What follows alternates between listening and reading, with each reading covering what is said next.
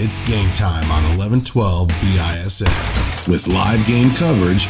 Soto to the 10, to the 5, touchdown, Bison! On your computer or mobile device anywhere in the world. Expert play-by-play by Steve McDonald. Cummings it'll be, Cummings, 5, Cummings, down to the pylon, touchdown, Bison! The bank's open on Saturday here in Cheyenne in the afternoon. Bank closed for Riverton, no out-of-town deposits. Intriguing color analyst Alan Cummings. That's where a pump fake really works. Oh, yeah. She got the offensive rebound. She had 3 players around her. Just a quick. Put her in the air. Yeah. Just so you know, I've already stopped tracking turnovers. Are you ready? Sit back and enjoy the game, brought to you by the Bison. 1112 BISN, your Bison network. Here we go. Welcome, everybody. This is Alan with 1112 BISN coming at you live, Cheyenne South High School, as your Cheyenne South Bison have hometown rivalry week this week as they're welcoming the crosstown rivals as Cheyenne East Thunderbirds, the third-ranked Cheyenne East Thunderbirds to Bison Stadium. And we have a special guest tonight, a very special guest, his first time on air with us.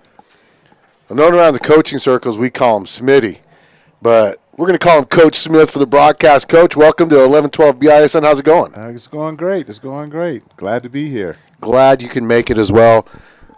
Coach, tell us what you think so far of this season. Oh, boy. Well, you know, it's some things that we do know. South's a young team. They don't have a whole lot of players. But the good thing about it is they still trying hard, trying to compete every Friday night. So, you know, if we can just clean up a few things on the offensive line and defense get a break every once in a while, we'll be okay. But just as long as we show up on Friday night to play, we should be okay. That's a good point, Coach. We don't have many players. Is right now, if you look at on the screen, that is your Cheyenne South High Bison football team. The players that could suit up. We have players injured. Now let me pan across here. Now that right there is just a portion of the East High School football team. That's their varsity, some of their JV kids. And, you know, normally they suit up everybody for these home games. They'll suit up their freshmen, everybody, so that whole sideline over there is full. But tonight, they've got their hands full. You know, we opened up against number 1 Natrona. Mm-hmm. Then next week we played number 2 Thunder Basin. Then last week, the game that everybody thought that South actually had a chance to win was against Kelly Walsh, and we ended up getting beat 48-6 on that one. Mm-hmm. And then now we have the number 3 ranked Thunderbirds, whose only loss came last week to Thunder Basin at the end of the game. So a lot of these kids are going to get a learning experience tonight. Coach, I'm going to mention one thing on this S&J Science pregame show. Steve McDonald, if you're listening, Steve's not going to be here tonight. Steve is actually in Florida. Him and his family went to the Harry Potter World and Walt Disney World, so his little granddaughters can enjoy the time and his daughter can enjoy Harry Potter's World. So, Steve, if you're listening, I hope Florida's treating you nice and the humidity's not too bad.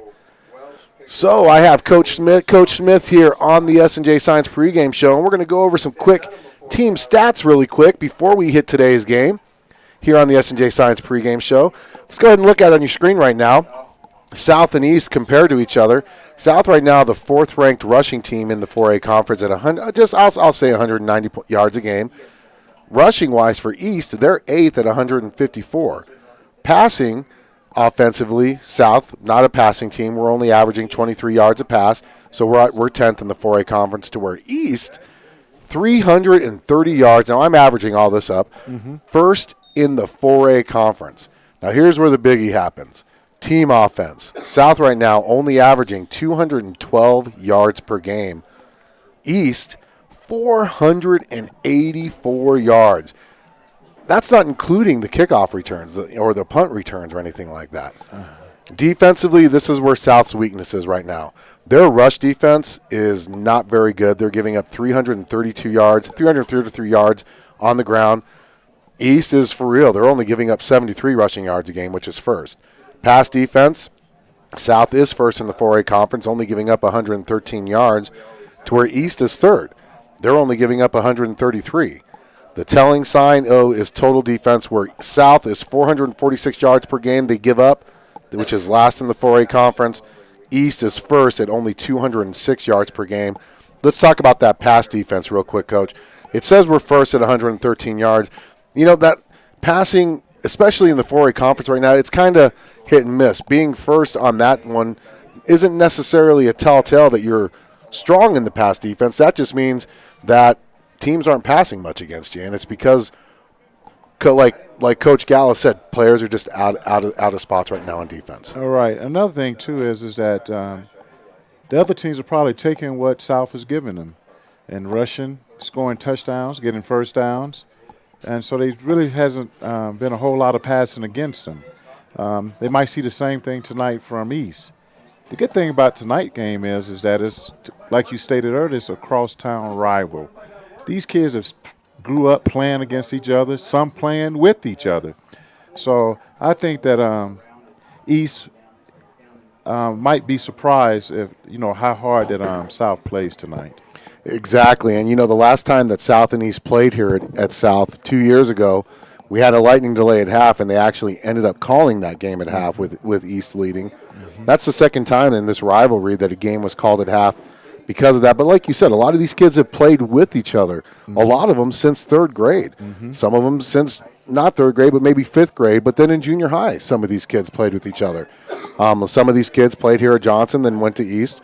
So, they're still friends, but when they're on the field, there's going to be a little jawing, I'm sure. Do you think, Coach? Oh, yeah, no doubt about it. But I think that the fear is gone. They know these guys. They know these guys personally. They see them in the streets. They see them at the mall. They see them at the other games and stuff like that. It's not like when they're playing Thunder Basin or someone like that, or when we go to Natrona. They don't know those kids. They don't know what to expect. But I guarantee you that South players as well as East players know what to expect. I believe East is probably going to key on Hughes. Mm-hmm. And I believe that South is going to key on Art Miller, and they're very familiar with one another, playing against each other and just growing up here in the town together. You mentioned Braden Hughes. This kid right there, very talented sophomore. Mm-hmm. South has speed to burn in their backfield. Mm-hmm. Minus Alex Soto, who won't be playing tonight due to a shoulder injury sustained last week. Mm. We had Kari Wright, we had Alex Soto, Braden Hughes, and Jaden Cummings in the backfield. Two of those guys run sub-12. 100-yard dashes. Another one was low 12, 100-yard dash. How big of a loss is Alex Soto in tonight's game? Well, it's a big loss because now we can key on guys instead of playing each guy straight up because of all three of those threats. Without Soto out there, they can relax just a little bit, especially up the middle, because Soto he's good about running between the tackles, and he has a nose for finding the first down sticks. He really does. And, he has the power of a fullback, but he's got some of that speed mm-hmm. of a tailback, mm-hmm. too, So he was that real double option back there where mm-hmm. he can get you the hard yards. Now, I don't want to take anything away from starter Joe Hansen. No. Joe Hansen's a hard runner. That kid, mm-hmm. when he hits you, he hits you. Mm-hmm. But he doesn't have that breakaway speed. Mm-hmm. So he's going to be, I think, tonight's game, it's going to be his job to really kind of wear out the linebackers. Try to get into that second level, you think? Well, he just has to do his job. He can't try to be Soto tonight mm-hmm. and be that second threat where he hits the speed. He can't be that. He has to be who he is, and that's to get in the middle of that line, gain the extra yards, run hard, and let Kari and the other guys do the speed for him, and we can surprise him on the corners. Man, Coach, you just said something really perfect right there. Don't try to be the other guys. Mm-hmm. I think one thing that happened with South, especially last week against Kelly Walsh when they scored on that opening drive, I think each player, now granted, in your mindset when you're an offensive player and you're a running back, you have ambitions that every time you touch the ball, you are going to take it to the house. Mm-hmm. But the problem is sometimes that ambition can be a little hard and starts making you do things you don't normally do. Right. So I think we were having gains that could have been 15, 16-yard gains become 1 or 2 yard gains because they were trying to do too much instead of taking what the defense gave them. You think Coach Gallus might have touched on that tonight? Just let East, take what East gives you. Oh, I think they're going to keep all the East players in front of them and not let them get away with the big plays. And, tonight, I'm telling you, for South, it's going to be alignment and assignment football because East is coming straight at you. You know what they do on offense? They spread the field out. They're either going to run inside zone, they're going to run outside zone, they're going to run bubble routes, they're going to run things of that nature. So we know what they're doing. We just got to make sure that we're able to cover it with alignment and assignment. Well, we're going to take a quick timeout here on the S&J Science pregame show. We're going to go over a few more things, and actually, we are going to get our favorite segment. We're going to have our favorite segment coming up here, Coach Smith, the real deal with Phil Vigil, right after this commercial timeout on the S&J Science pregame show on 1112 BISN, your Bison Network.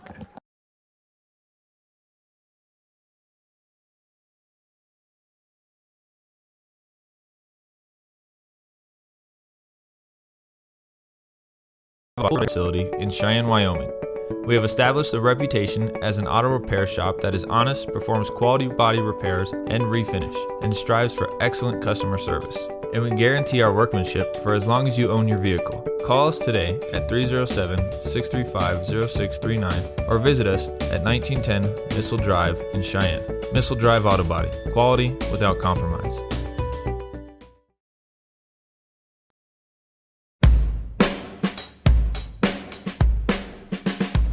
Real deal. Phil Vigil. Real deal. Oh yeah. Phil Vigil. Keeping it real with Phil Vigil. Real deal. Oh yeah. Phil Vigil. And we're back here live on the S&J Science pregame show with our favorite segment, The Real Deal with Phil Vigil. Coach! What's happening, man? I'm going to move this cord. Sorry about that, man. It was driving me nuts. Last time we were here together, it was a full moon, remember? Oh, yeah, and it was Friday the 13th. Friday the 13th. What happened to the I had to take those off, because I would have been tempted to play it again, and people would have been like, why is he doing that? Well, do we have any Halloween games? You know what? I don't. I think we will have Central the week before, maybe. There you go. Right. Yeah, you're right. I think you're. Now, the last time you were here at this field, you were putting a nice little working on Laramie Junior High School. How was that for your team to get a win like that? I'll tell you what. It's always nice to get a win, no matter how. It doesn't matter. We'll take it. We'll take the win. It was, a game that we played. It wasn't a perfect game we played. I mean, we made a lot of mistakes. We turned the ball over a few times, but it's exactly what we needed. We needed that little confidence boost. We'll take the W, that's for sure, and we'll build off of it and hopefully get some confidence going to tomorrow. We play a makeup game tomorrow over at McCormick. Oh, yeah, from the Lightning game, yeah. So speaking of lightning, did you know we had a lightning delay here? I heard about it, yeah. I was inside trying to catch a little bit of the volleyball game. East and South are playing inside, a little volleyball game action going on in there. There's a lot of crowd over there, so hopefully they'll spill back out into the stadium tonight. Yeah, it was kind of weird. We were setting up, and they had me announce a lightning delay, and it was like 4:30. So thankfully, it really didn't mess with the S&J Science pregame show. But was there anybody to announce it to? We heard you over at the football field. Did you? Johnson, yeah. It's amazing. I've got this really low voice, real deal, Yeah. But then I get on the microphone and I'm like, yes, could you all please go ahead and go to the school unit, the lightning delay. So I want to talk about that game against Laramie. I want to say that you guys had an amazing head linesman in that game who didn't miss a single call. How does that make you feel? It was a better officiated game than the one last Friday night. That's for sure. Last Friday night, what we have, 35 penalties? 34 penalties between both schools. Oh, God. I think the first half of that game, honestly, we set the record for the longest first half in a high school football game in the history of mankind. Yes, it was quite the yellow. What do we say? There was more flags than the what? They see more flags here last Friday night than at the United Nations. At the United Nations, yep, and we did. And here's the worst part is we actually had more first downs given to us because of flags against from Kelly Walsh than we actually earned offensively. Yeah. So I'm sure that Coach Gallus talked about that. You know, Coach Gallus did say in his postgame last week, you know, this was a big step back on what they prepared for. Hopefully, Coach Gallus got that fixed. But we got some key injuries tonight going down. What do you think South needs to do to overcome those injuries? I'm sitting here an hour, 45 minutes before the game, and I hate to say this, but we need some energy, man. I mean, it's just one of those days where it's like a Monday afternoon. I mean, I hope I'm wrong, but, I mean, somebody's got to show up with some energy. We need the band here. Maybe they're all in the cheerleaders. Maybe they're all in the gym watching the volleyball game. But it's kind of gloomy out there and quiet, and I don't know if that's kind of good or bad. I don't know. You know, I remember 4 years ago when we defeated Cheyenne East. God, wasn't it a spectacular night that night? Both sides of the stands were packed. Yeah. South stands, and then if you look over there to the east stands, both sides were packed. Now, I'm sure that the east stands will end up packed as well, and so will the south stands. But that year and the year before when we lost to East by like 14 points. Yeah. You know, we were only down by 7 with like 2 minutes left in that game, and East got that interception against then quarterback Austin Barker. But you're absolutely right. You know, we've got to come. I mean, you can't do anything without a little bit of a spark, some energy. You know, you got to play for a purpose. You know, I know we're down. You know, after you take a beating like we did last week, it's hard to come back on Monday. I mean, football players are just like they're human, and you know, you come back on Monday morning, you're just thinking to yourself, what do we need to do? What am I doing wrong? Or you know, and it's easy to hang your head, but at some point, man, you know, they're young adults. They're 17, 18, 16 years old. They've got to figure out a way to find some energy, find a purpose. That's why we're here today. I mean, your parents are in the stands, your girlfriend's in the stands. You got to play, man. You know, and I hope that's what they're talking about tonight in the locker room. That's what I would be talking to the kids about. I mean, you got to represent. I mean, we can't come out here tonight flat like we did last week. What did we come out the first 2 plays last week and had penalties the first 2 plays? Exactly, and got into a little run. Actually, we actually had they had the first penalty, and then we had a 2nd and 1. And then after that, from 2nd and 1, it went to 2nd and 6, to 2nd and 11, and then we lost yards on the next play. So it was like 3rd and 16.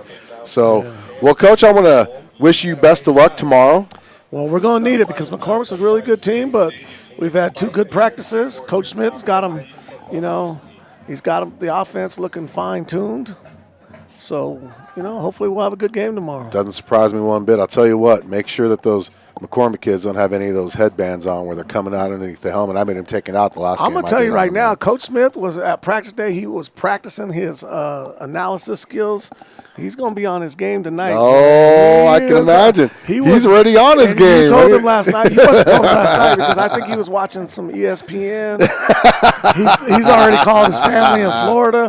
His family in Florida was already calling him. They were giving him the nickname Booger McCormick. So, yeah, I think you got a good one over here. So I'll tell you what, Coach Smith's been awesome so far. And for those of you that are watching, make sure you use the live chat feature throughout the game. Let us know who you're watching for, where you're watching from. We'll try to give you a shout-out.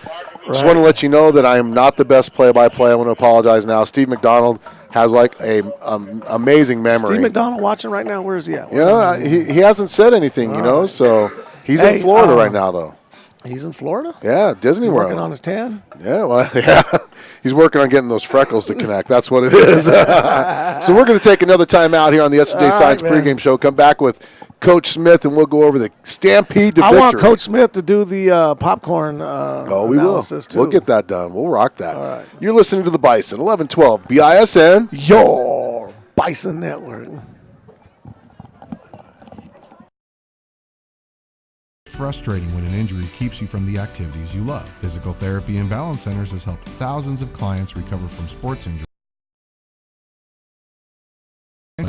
including sprains, post-surgical, foot and ankle injuries, as well as back and neck injuries. Our therapist will develop a personalized treatment plan to help you heal and hasten your recovery and minimize your risk of re-injury. Call 307-772-0955 to schedule an appointment now. Physical Therapy and Balance Centers, let's get moving again.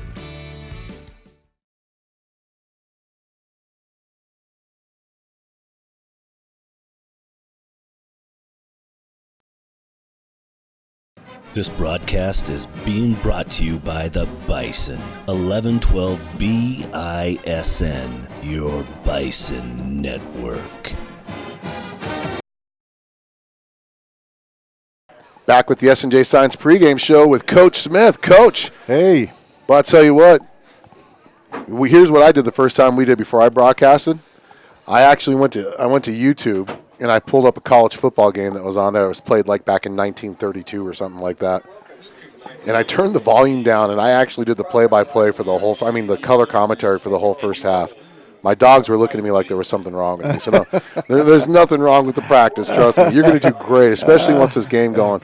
So, Coach, I'm going to go into some individual stats really quick. Okay. You're going to recognize some of these names on the East roster. Mm-hmm. East, of course, obviously led by their lead running back, number 1, Christian Anderton. Not the big, powerful, punishing back that normally comes out of the East Thunderbirds, but he can punish you, and he's got some speed.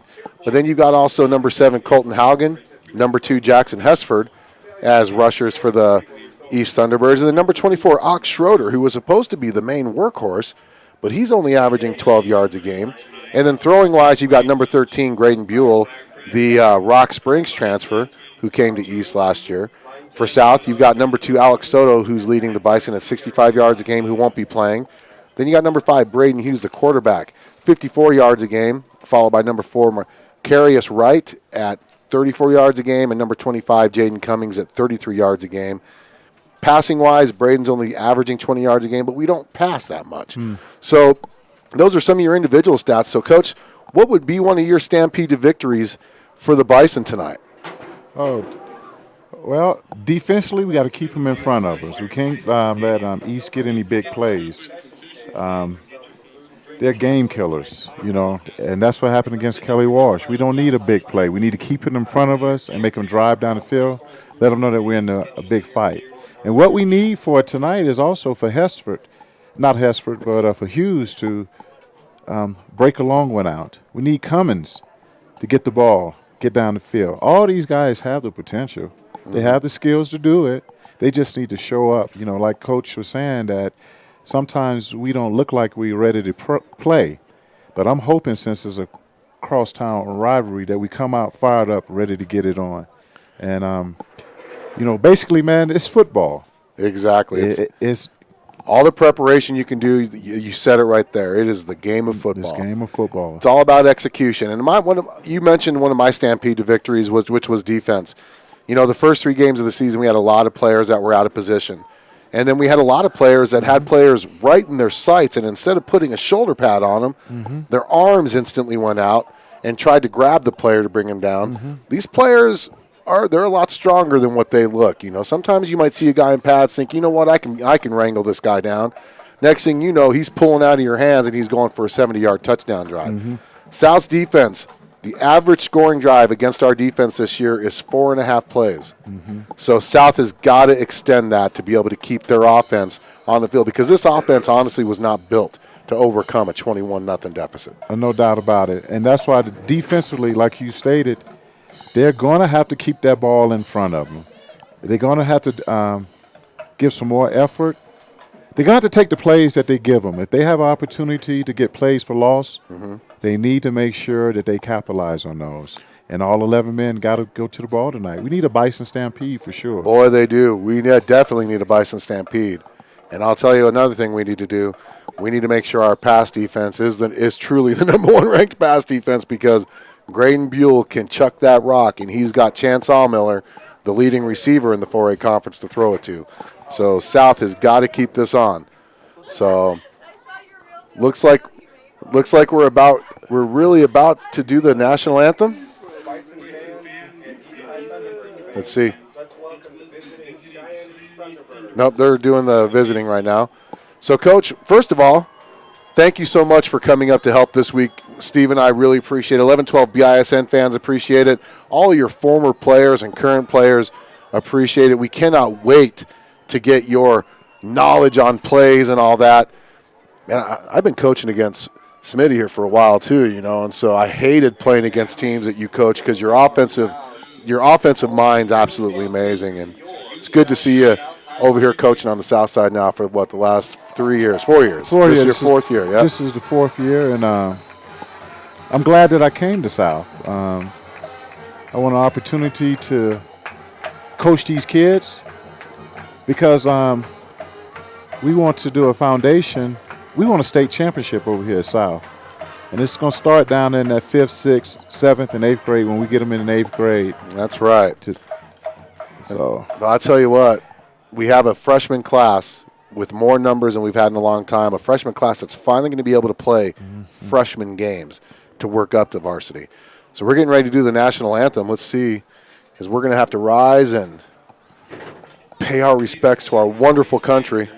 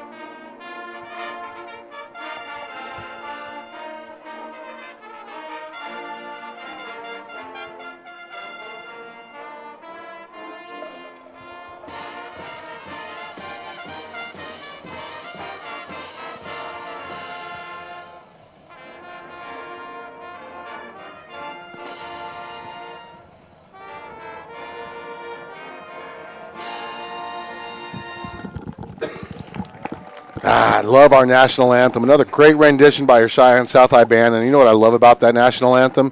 It is the traditional way the national anthem's played, not like another school that totally redid it here in town that plays it before their games, and it is not the greatest. But anyway, that's just my thought. Anyways, Coach, we're about to get it going. I did not see who won the toss. Thank you, S&J Science, for being our sponsor. South did? Well, they're kicking, I know that. Okay. Well, that means we get the ball at the second half. That's always a plus. It's a plus, yeah. As we're getting ready to get everything going here, I've got one more thing I need to load up before we get going.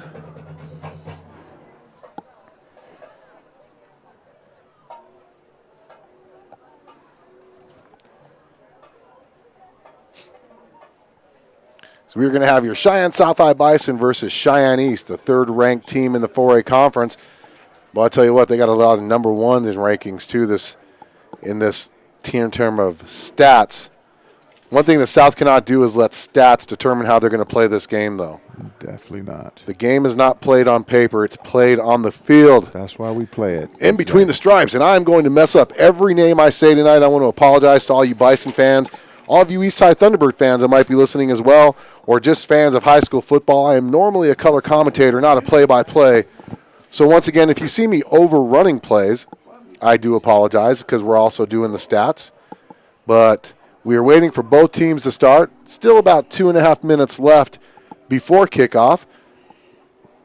Coach, one final word before we get going.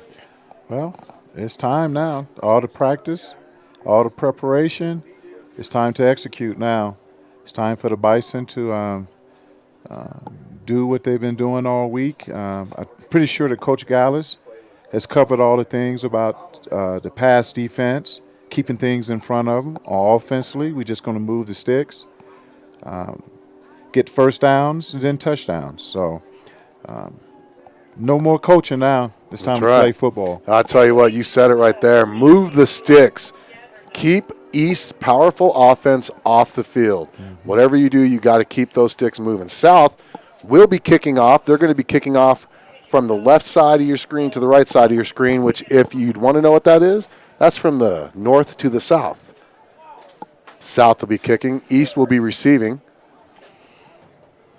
And back deep for the Thunderbirds. Looks like is that 24? That's number 2. Number 2 and number 24. So we got Hesford. Schroeder. And kicking off for the Bison is probably going to be Joe Hansen. Johansson, it is. Gotta love crosstown rivals. Try to brighten this up for you guys here. So it looks a little brighter on the screen. The white might look bright right now, but it'll eventually pan out. How does that sound? That looks good right there. Welcome to 1112 BISN. We appreciate you watching. Make sure you use the live chat feature if you're on your computer. That's on the right-hand side of your screen. If you're on your phone, it's on the very bottom part of your screen. I did not put a poll out this week. Last week's winner was, I think it was salt on your pretzels. People like salt on their soft pretzels. And this week we will have the 1112 BISN popcorn report. The popcorn report. And we're going to have Coach Smith help us with that. Okay. Coach V Hill said I was going to get hot dogs. Oh man, we got we got better food than hot dogs waiting for us at halftime. Want to thank Cheyenne South High for their hospitality. And you'll see a list of our sponsors throughout the game. Make sure you tell them thank you if you ever see them. If you ever visit their businesses, we really would appreciate it. Let them know 1112 BISN told you to say hi. Here we go. And we're about to get this game going. 12 minutes is on the clock. Hansen has teed up the ball, and we will see who receives and who tackles. I will try my best to keep the camera on the action, so I'm going to pan out a little deeper than normal for all of our fans out there. There's the kick, and it's going to be a squib kick, which is a good choice, and it's going to go to Hesford. Legs. That's going to go. That's a 60-yarder there with no return. No return. So East will get the ball at the 20-yard line. We do not have a starting lineup for the Thunderbirds, but on defense you've got for South, Bolesky, McCurdy, Christian Martinez, Zane Tenaro, Hunter Scott, Michael Mascarenas, Gabe Pena, Joe Hansen, Jeremiah Moite, Kari Wright, and Jaden Cummings in the backfield for your Bison. South East runs that spread offense. Oh, they come out with trips to the left. Oh, with smart splits from the guard and the tackle. Looks like South is going to be manned up. Yep. Inside zone, straight down the middle. Woohoo! 13 yards. Camera. 13-yard gain on the run. And who ran that? Anderton on the carry, so that's a first down. And that was 21 on the tackle, by the way. 21 tackle. Anderton again, tackled by Hunter Scott. Boy, they're going hurry up. And that is a 9-yard gain for Anderton. Scott. Number 89. 89. The bubble route. Get the first down. So as we can see, the first few plays that East is coming out with the hurry-up offense. Continue to keep the field spread. They trips to the left again here. No back in the backfield. I'll fix the camera. It got crooked on us. There we go. There we go. Ooh. It's going to be Kari on the stop, and that's going to go to Allmiller, number 4. His first catch of the game, and that's going to be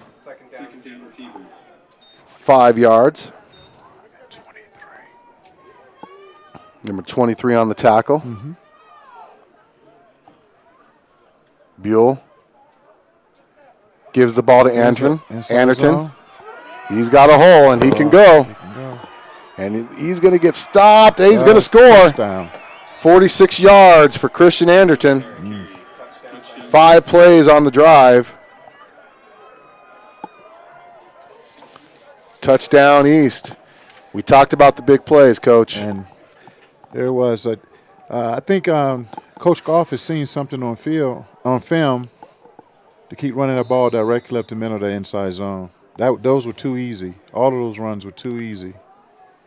They're going to go for 2. I saw them doing this in their pregame yesterday before the junior games that I was coaching, the youth games. It's going to be a bobble. South's going to recover it. No conversion. All right. That's a big win for South right there, actually. No doubt about it. We'll take what they can give us. So we're going to take on that, after that missile drive auto body extra point, we're going to take a Pena Business Services timeout here on the Bison. 1112 BISN, your Bison network. Missile Drive Auto Body is a full-service auto body repair facility in Cheyenne, Wyoming. We have established a reputation as an auto repair shop that is honest, performs quality body repairs and refinish, and strives for excellent customer service. And we guarantee our workmanship for as long as you own your vehicle. Call us today at 307-635-0639 or visit us at 1910 Missile Drive in Cheyenne. Missile Drive Auto Body. Quality without compromise.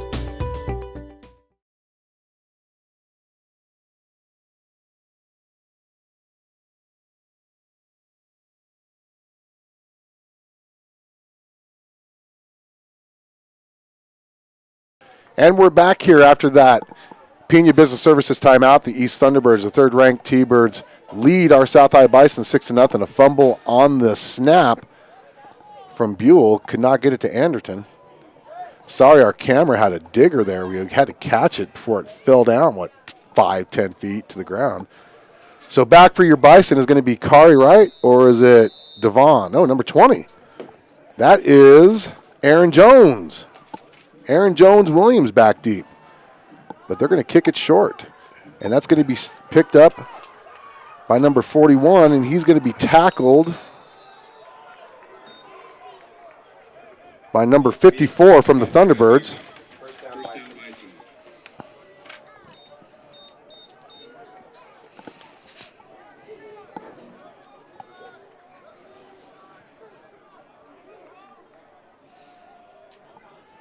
.35-yard kick. So South will have the ball at the 32-yard line. Your backfield that you know, Wright, Cummings, and this time Johansson with the quarterback, Braden Hughes. There's going to be a give to Wright. That's right. Boy, Wright's working hard. Oh, nice. That's a nice hard run there. He's pulled down by number 30 and 68. 30 and 68. But Wright's going to get a good chunk on that first carry. 5 yards on that. That's going to bring up 2nd and 5. That's a good one right there. I'd rather have 2nd and 5 than 2nd and 16 or 15. So, well, it's a manageable down. Manageable down. In distance. And we can There's a give up the middle to Hanson. Hanson's going to get the first down, and he's pulled down by number 87. And that's going to be a gain of 7 yards. This is exactly what the Bison needed. Move the chains. Just move the chains, continue moving the sticks. And then you know what? That's a big confidence builder to be able to come out on your opening drive and get that first down. Mm-hmm. Now these offensive players can kind of go, take that breath, and let the game come to them now. So South has the ball at their 44-yard line, trailing 6-0, 9:30 left. That's going to be an offsides on East. Neutral zone infraction. There we go. 1st and 5. That's where we want to be. That's right. And we don't have to have any urgency right now. Nope. It just fall into place. Take what East gives you. This Thunderbird team's not going to give you much. Amy, thank you for listening. Amy and Missile Drive Auto Body. Quality without compromise. South with the ball, still driving. Quick pass to Leandre. Ray. He's got the, I thought he was going to get that. It's going to be number 2 and 30. Boy, he's going to pick up 4.5 yards. Boy, that's as close to a first down as you can get. As I stated earlier, Alan, that these guys have played against each other. Yep. They know what to expect. So I think that South, even though they're 0-3, they're in their comfort zone. They know these guys. Yep. And I'll tell you what, to come out and knock that screenplay, boy, Braden Hughes kept. That's a good keep. I think he's going to be stopped short, though, as he's tackled by, looks like number 56 and 68. 56. So Hughes, no gain on the play. And that's going to bring up 3rd and 1. 3rd and 1. Huge. I mean, 3rd and if you it's a full one now. Instead of the 2 inches it was before, it's a full 1. So technically, I really can't give him a loss of a yard on that because it was still technically 1 yard. So, quarterback sneak. Or let Joe Hansen muscle that. Oh, that's Hughes. Hughes kept it. First down. He's going to get a first down as he's tackled by number 54. And he's going to pick up exactly 1 yard. And that right there, you said it, is huge. That's another first down for the Bison. 2 first downs on this drive. And we're in East territory at the 45-yard line, Coach. Yeah, and we're taking what East has given us. It looks like they're in a 4-3 defense? With their ends up. There you go. Right, with a good run. He's going to be pulled down by number 68 and number 2. Another 4-yard gain. By 62. 62 and 48, I think I saw.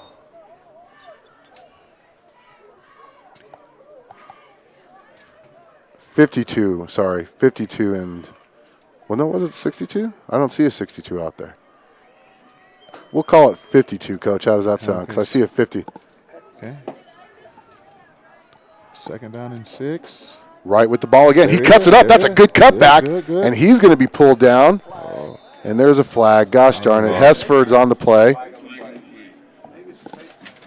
It's going to be a 2-yard gain if it stands. Hopefully it's on East. It is. Face mask. Oh. They're saying the 5-yard variety, though. I didn't see the. So that's a 2-yard carry. That's going to be a first down on penalties. First down Bison.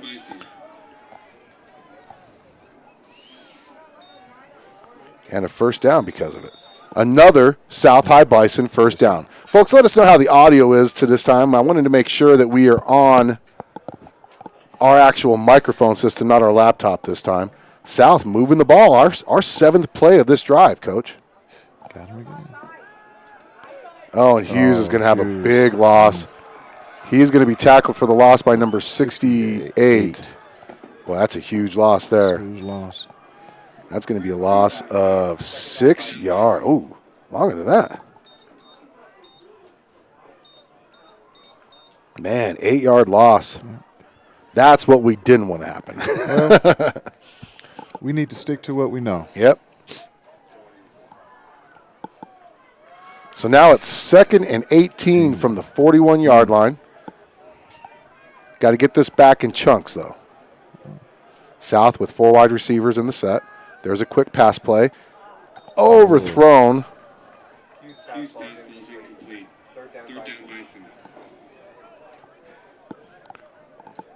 Comes 3rd down. I don't think Wright was really expecting that pass.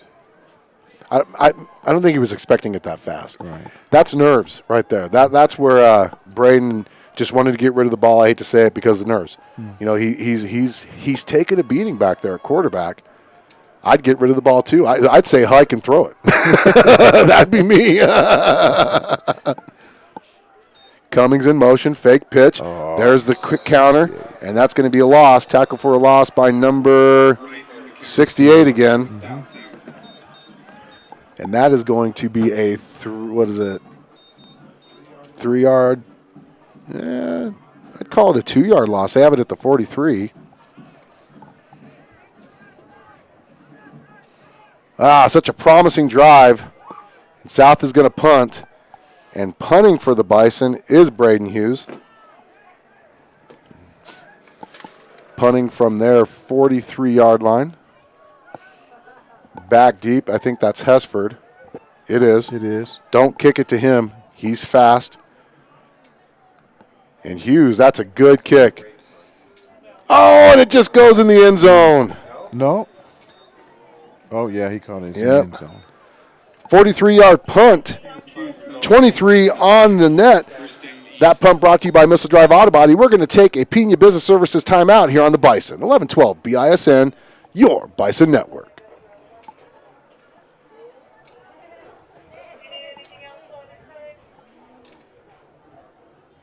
And we're not, because they're back that fast.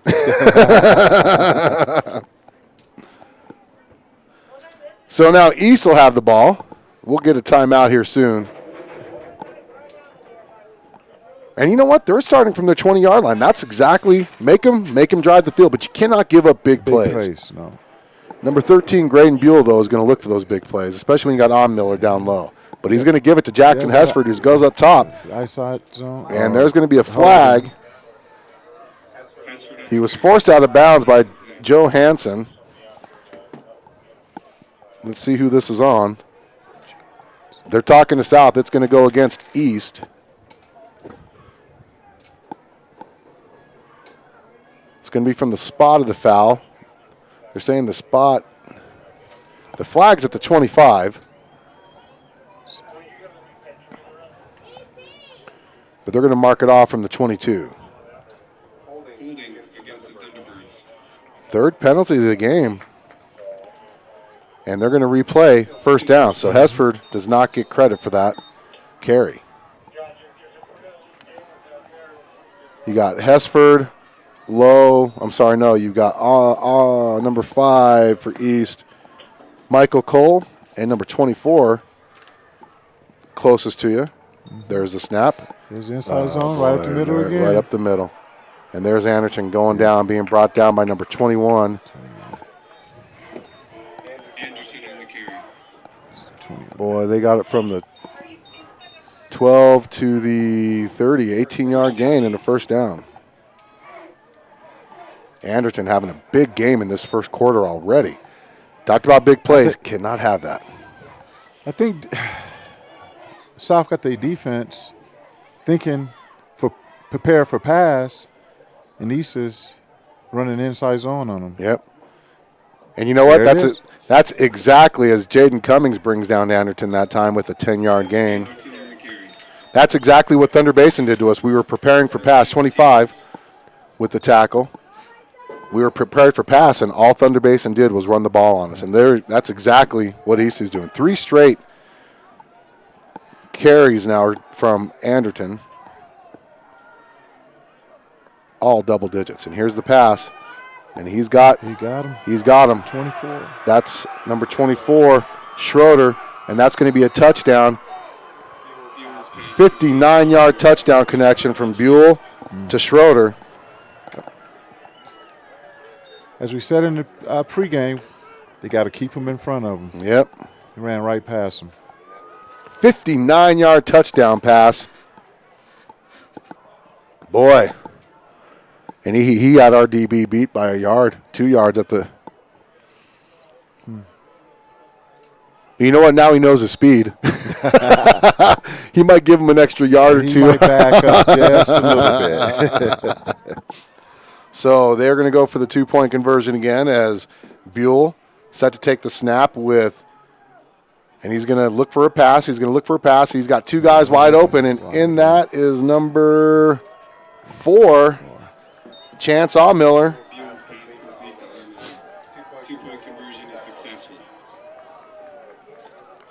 And we're going to take a timeout here on the Bison. 11-12 BISN, your Bison Network.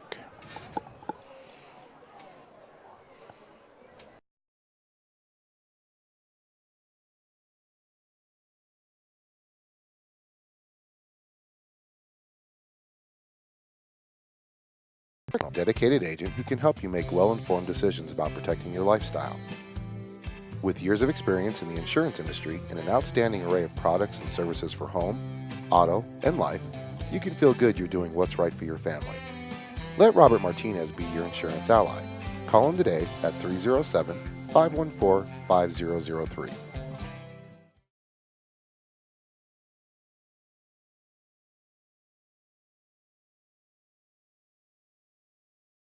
And we are back as number 3, Brian Mead, set to kick off for the Thunderbirds. 59-yard pass play from Buell to Schroeder to give East a 14-0 lead after that 2-point conversion. Coach, what did our DB do wrong there? He didn't move his feet. He was just standing there. I don't know what the techniques that they're doing, but he just didn't move his feet. The guy ran right past him. I don't know what he was expecting, but they've probably been practicing it all week. Here's the thing about South. They got a young team. These kids are still learning a lot of these things. It's like this right here. I don't know if Adrian, does he normally do the kickoff returns? No, he doesn't. Aaron Jones-Williams, he normally doesn't. It's usually Makari Wright, Devon, or Jaden back there, too. And there's techniques for doing that, for kickoff return, things of that nature. So they're just young, but I'm staying positive. There you go. It's all about positivity with 3:44 left. South trailing 14. Tell you what, we had a good drive going in that first quarter, aided by a couple penalties, but we had a good drive. We got 3 first downs or 2 first downs. We need a short memory right about now. Right, exactly. There's the pitch to Cummings. Cummings cuts it back up. Good, he breaks a tackle, and he's going to be tackled by number 7 and number 32. But he's going to gain 5 yards. 5 yards. But we're getting chunks. We just got to finish these drives now. Yeah. Number 7's a name you recognize, Colton Haugen. Colton Haugen, yeah. He played for us. Yep. Very well. Over at Johnson. Yep. He was he's a very good football player. Mm-hmm. South. That was a pass. And they pitch it to Cummings again. Turn up. He turns it up, and he's going to be tackled by number 87. 87. But he's going to gain 4 yards on 4 that. yards.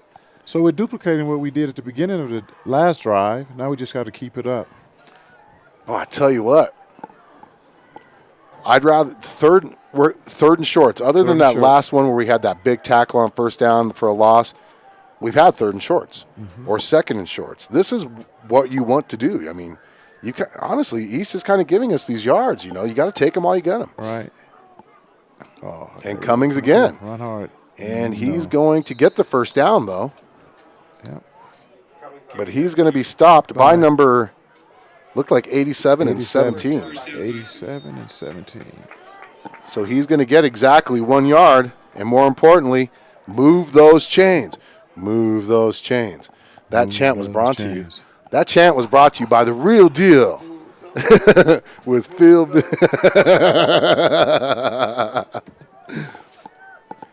South with the first down at the 30-yard line. Now that we got him leaning to the outside, let's go back to the inside. There it is right there. Boy, nice hard run by Hansen. He's going to be piled on there, though. He's going to be pulled down. I'm going to call that a tackle by number 54.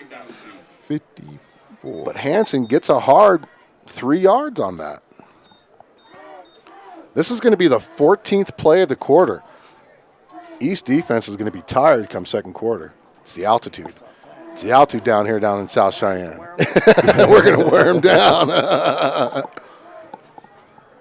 We've only got a total of 22 yards to show for, but, man, we've got a – there's a good get by Cartwright. He's got a middle. Good. And he's going to be stopped. He's going to push for that extra yardage. He's going to get close to the first down mark as he's going to be pulled down. It looks like number 86 and 30. Boy, they're going to give him that first down. That's a 7-yard gain. If that's not a first down, I'm going to go down and get my ref gear and take over this game. They are seriously going to measure that. Well, I guess it's close. It's close. 7-yard gain. They're going to measure. Get off the ball. Get off the ball. He stopped the clock to measure. All right. South, get back in the huddle. Talk about what you need to do. As a matter of fact, this measurement is being brought to you by Missile Drive Auto Body. Missile Drive Auto Body, quality without compromise. Great people. They helped me when Jaden totaled his car. First down. And that is a first down. That's another South High Bison. First down. First down. Sorry, Coach, I'm blowing your ears out. Oh, no, you're fine. I'm just thinking to myself that South is in a really good place right now, moving the chains. I tell you what, you're right. I mean, we had the ball at the 20. We've moved it. We've flipped the field pretty much already, if you think about it. Mm-hmm. Boy, Hansen with hard yards. Yeah. Boy, that is some hard running by Joe Hansen as it takes number 32 to bring him down. And he's going to gain 8 yards on that. Yeah, it's something about being familiar with your opponent. You know what to expect. Man, we've got to finish one of these drives, though. I mean, this is only our second drive of the game with 40 seconds left, but we're moving the ball. We're not breaking them out in chunks like East is, but that's why we've got to finish these drives. There's going to be the keeper by Hughes, and then he pitches it to Cummings. Cummings bowls over somebody. He bowled over Colton Haugen, or number 17, Jake Rail. How many yards? Oh, there's a flag on the play on the far side. Are you kidding me? On the far side of the field. Not even close to the play. They would have blown it dead. So it's going to be on the offense. It's probably going to be an illegal formation. Illegal shift. Yeah. Gosh darn it.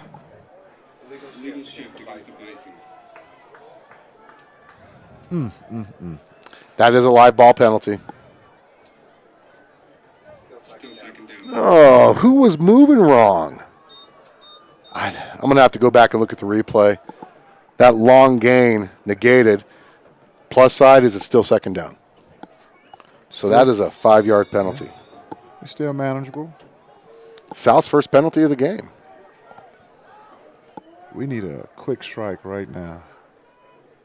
Boy, that triple option just opened up a lot right there, though. But Hughes is going to be stopped for a loss.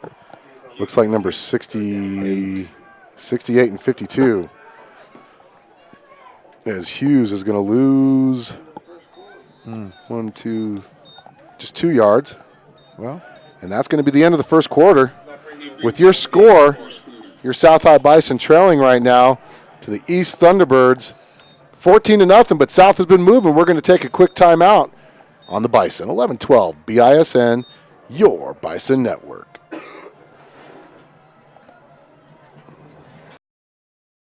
Damage or just roadway demolition derby? No matter how your vehicle gets damaged, Missile Drive Auto Body will make sure it gets repaired back to pre-loss condition and as quickly as possible. No shortcuts, no compromises. And remember, where you get your car repaired is not your insurance company's decision, it's yours. Call today for an estimate appointment at 307-635-0639. Missile Drive Auto Body. Quality without compromise.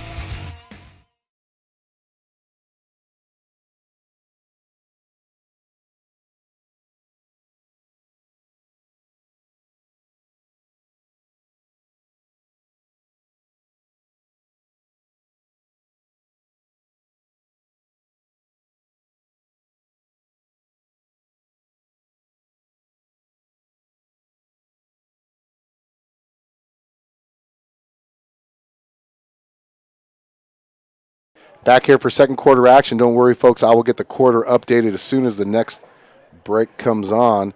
South still has the ball. Second down. Last carry was a 2-yard loss. Third down. Sorry, it's going to be 3rd and 9 now. South at their own 40. They give the ball to Wright. That's a patient runner right there. Good job. Good job. He's going to get a first down as he's pushed out of bounds by number 7, Colton Haugen. Kari Wright. That's effort right there as he's going to get 9, 10, 11, 12 yards on that carry for the first down. Took Colton Haugen to push him out of bounds. That was patient running. Did you see how he let his blocks develop? Oh, you know, he's a junior now. Is he a junior or a senior? He's a senior. He's a senior. That's what a senior should do. Who? Kari, yeah. So South gets the first down on the long third down run. It was 3rd and 9, and we got 12. And there's going to be a give by Hansen. Hansen up the middle. And he's going to be stopped by number 86. 86 is going to get credit with the tackle. He's the one who pulled him down. So, but you know what? Hansen gets 3 yards up the middle. You know, what if we had Alex Soto tonight? Oh, my. Some of those holes that Joe Hansen has been running through, and like I said, I don't want to take anything away from Hansen, but, you know, he's just got a quicker step. You know, those would be some bigger gains. And there's going to be a give to Cario. He's going to be – oh, that's a great cutback, but there's going to be a flag. So right now there's a run for no gain. And that's a hold against South. Our second penalty of the game. And this is going to give me my chance to update the quarter.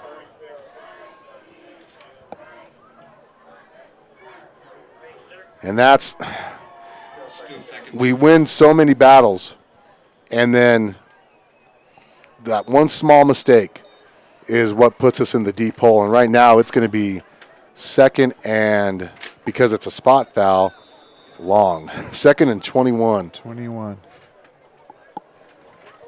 But that offensive line is really young, though, isn't it? They are young. We got a few seniors like Belaski on there, Christian Martinez. You know, we got Lars Quinlivan as our center. Oh, okay.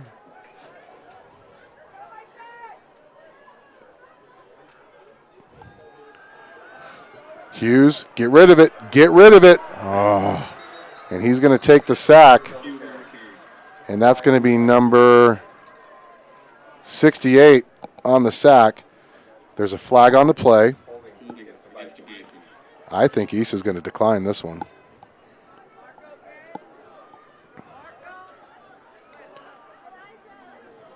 Yep, they declined it. Mm-hmm. So that is a from the 44 to the, is it the 33? So that's an 8-yard loss. And it's going to bring down third down in pretty much the whole football field for a first down. Well, maybe South will use a string play right about now.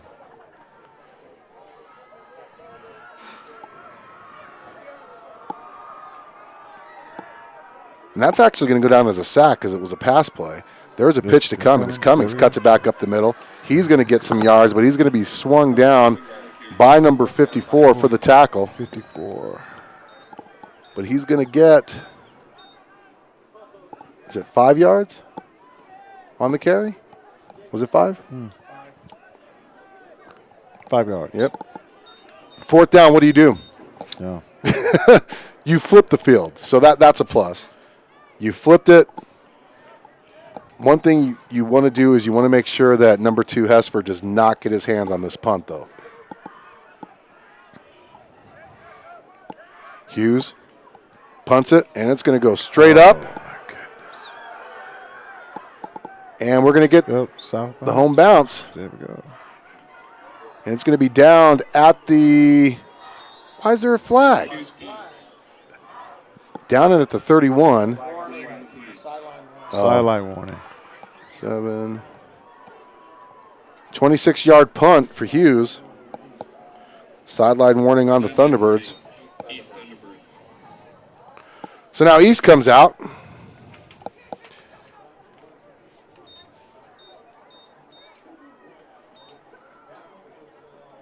.26 yards. So now the plus side is the 2 punts that Hughes has had. There's been no return. And East gets their first crack in the second quarter. Yeah, we stand in the same defense. Look at those running lanes. Yeah, those are huge. Anderton's licking his chops right now. No doubt about it.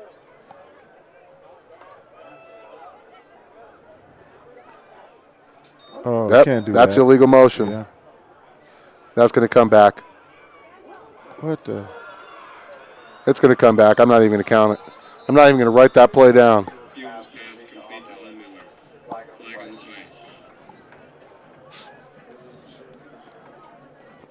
It's going to be a 5-yard penalty. Yep. That was a trick play. They're trying to fake us out. I think they faked this. Not only was he late on the field, but he caught the pass and went 15 yards. Thank goodness it didn't count. So they're going to come out trips to the bottom of your screen. Yep. And the middle guy is uncovered. Uncovered. Nobody cover him at all. And guess who caught it? The middle guy. Middle guy. And he's going to be pulled down by Jeremiah Moite, number 17 on the catch. Jeremiah Moite, number 12. And that's 40, how many yards was that? 17 yards? Now we got trips on top. Inside zone. No. And the middle guy's uncovered again. They're playing a zone. Odd Miller's wide open. Oh. Wide open. That's his first incomplete pass of the game. Okay, now if I'm a coach, I'm letting somebody know that middle guy has been open the last 2 times, and it's the middle guy in the trips that the pass has gone to. Well, I would be in man-to-man right now. And that's what they're in. Ooh. Someone just got. That's Hesford. Yeah. And he's going to be pulled down by number 41 for South. 41.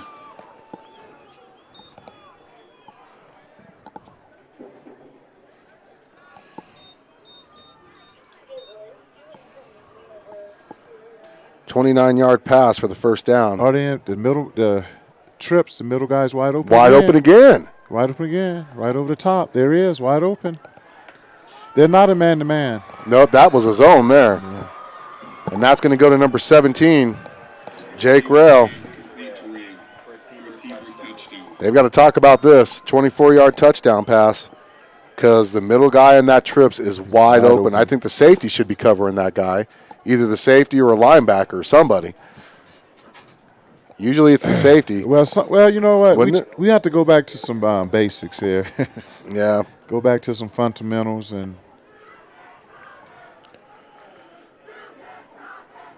to make sure that every man's covered, man. Just play straight up defense at this point.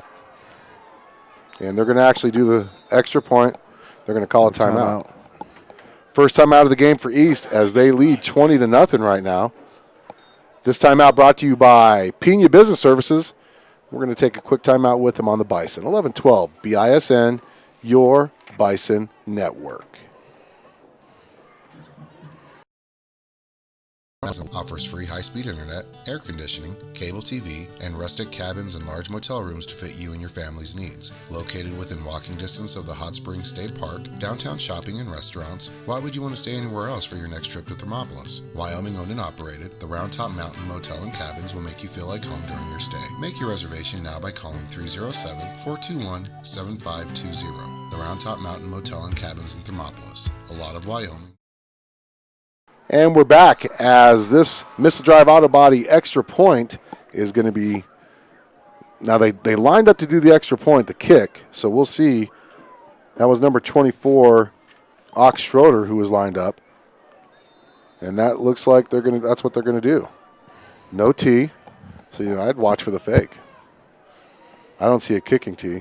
The kick is up. And it's good. And it's 21-0. As that missile drive auto body extra point goes through. And we're going to take another timeout by Pena Business Services on the Bison. 11-12, BISN, your Bison Network. The Round Top Mountain Motel and Cabins is the place to stay the next time you're in Thermopolis, Wyoming.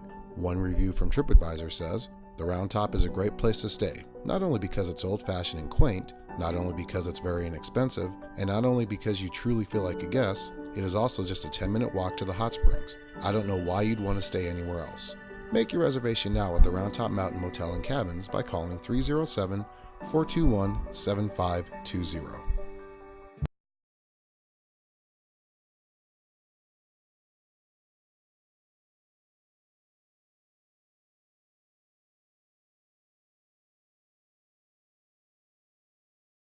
And we're back here for second quarter action. These Thunderbirds just come off a 24-yard score from Graydon Buell. Graydon Buell to Jake Rail.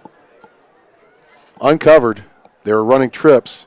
And each time we noticed that middle receiver was open. And guess what? Who caught the ball each time? The middle receiver. Jake Rail was the beneficiary there. Nobody was on him.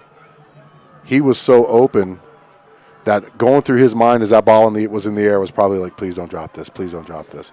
And that ball is going to go into the end zone. No return. South. No return, South. Is going to start from their 20-yard line. Now, we did move the ball. We've been moving the ball quite well. We just haven't been able to finish drives. And that's what killed us against Atrona. move the ball really well from the 20 to the 40, other side of the 40, and then penalties or a big sack. Well, only time that we get in those penalties is when we trying to get to the outside and trying to turn a corner, where a man have to hold his block long. He needs to just continue going up the middle, taking 3 or 4 yards a pop, continue moving those chains, and stop trying to fool someone and just do what we do best. And they practice it all year long with the fullback dive. I'm impressed with how South's offense has looked. Kelly Walsh stymied our offense last week. So it's good to see him actually moving the ball. And that's going to be Braden Hughes. He's got a guy open. Got him wide open. Wide open. That's Hunter Scott. He's going to be brought down by number 5 at the 40-yard line of East High School.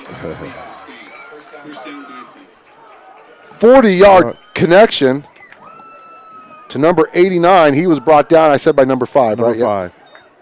Yep. First down.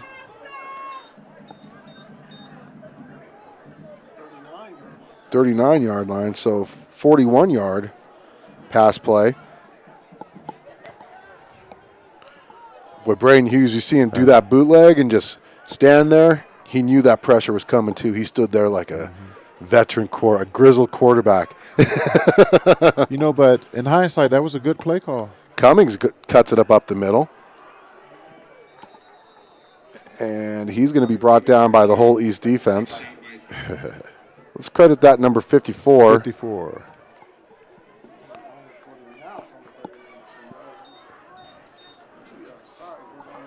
Okay. 2-yard gain. So it was actually a 39-yard pass play. They moved it back from Hughes to Scott, who's wearing his number 89. He's been switching between 89 and 73, depending on where we needed him. South has been moving the ball. Cummings now off tackle. He gets up, big hole, and he's going to get looks like close to a first down. That's a horrible spot as he's dropped by Jackson Hesford. Number 2. Oh, you got to be kidding me. I don't think his leg was down. I want to review that. I thought that was exactly 8 yards. Of course, you know what? We're how far away, and they're closer, so I can't really say anything. No, that was first down. That's a new look, though. Generally, he only gets the ball on the pitches. So to have him get the ball on a handoff right up off tackle, there's Hansen. Come on, Hansen. You know what? He's going to say, I'll get the first down for you, South. His spots. And he's brought down by number 87. 87. 3-yard gain. Okay. I don't think that was 3. Are you kidding me? Now South needs to take a deep breath, get some composure. On their 30-yard line. Nothing fancy, just straight up the middle, continue going up the middle until they stop it. Up the middle, off tackle. And number 21 is in now.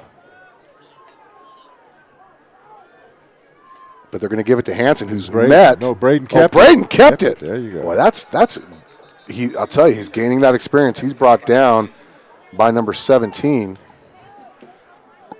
And Hughes going to pick up 5 yards.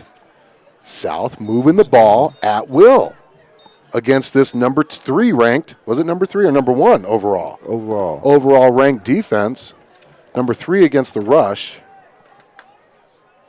Number 1 team defense. Yep, and they were number 2 against the rush. Number 2 against the rush. We've already got, I'd say, close to the 73 yards they give up. We need to take our time, continue to use the clock. Oh. And there's the flag. Sometimes young players get in their own ways.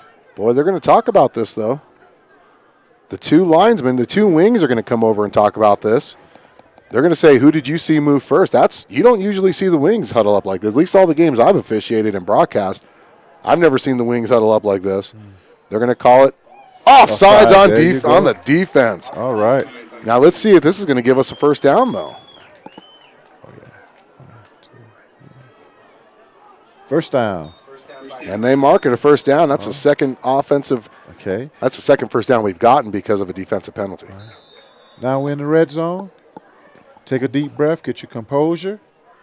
Let's just punch it in. And Exactly. continue to use the clock. Get your composure. But I'll tell you what, I think Coach Smith has his composure, don't you? He's been rocking this commentary, man. South in a 4 wide receiver set. Oh, Hughes is going to get. No, he gave the ball off to Hansen. No, he kept it. Oh, did he? Yeah. Oh. Well, he was brought down by number 80. Was it 87? 86. 86. 2-yard loss. 2-yard loss. And you see what I'm saying, Alan? That time they split everyone out, tried to give them a different look, and to get a negative 2 yards loss. Woohoo. They need to just stick to what they've been doing, get the first down, and get the touchdown. Don't worry, everybody. We'll check the chats here as well. See how everybody's doing during this game. South has been able to move the ball against East. We've just not been able to finish. There he goes. And there goes Hughes. There's that speed we talked about. He's going to be pushed out of bounds by Hesford. Is that Hesford or Haugen? Hesford, as Hughes is going to get a huge run. A first down. Hesford, number 2. He's going to get a 15-yard run. They're going to mark it at the 6. Okay. 16-yard run. 16-yard. Now, we got 4 down, so nothing fancy. Just I'm impressed with South's offense. They're blocking, and they've got East defense confused. And unfortunately, this is our 3rd drive of the game. We haven't been able to finish the last 2. Hopefully, we can finish this one here. Come on, 21. You know. And that is number 21, Zane Tenero. And who made that tackle? Was it? I think it was that outside backer there. Number 30. Let's give it to 30 and 87. How does that sound? Okay. So he's going to get 1 yard. I wonder why Jaden's off on the sideline. That's normally his position. South lines up. 3 downs. And then we're trying to. Right with the cutback. Oh, and he's going to be brought down. Ooh, oh, he's going to score! He's going to score! I thought he was brought down. There you go. 5-yard touchdown run. Yep. By Kari Wright. We thought he was down. He kept fighting. I'm a true believer that South is not scared of East. They're not scared of They're not, And, South's offense has moved the ball against this potent East defense. This is just finally the first time we've been able to actually finish the drive.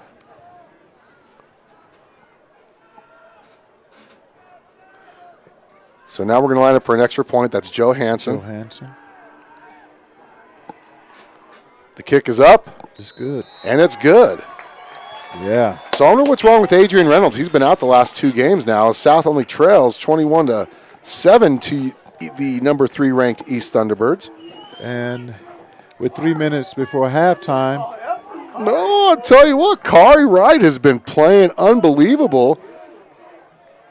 He's been running patient tonight. Have you noticed that? He's been letting his blocks. He's been getting yards after contact. Yeah, yards after contact too, especially on that one. I said he was down, and all of a sudden he got into the end zone. So South, though, has got to build off the momentum.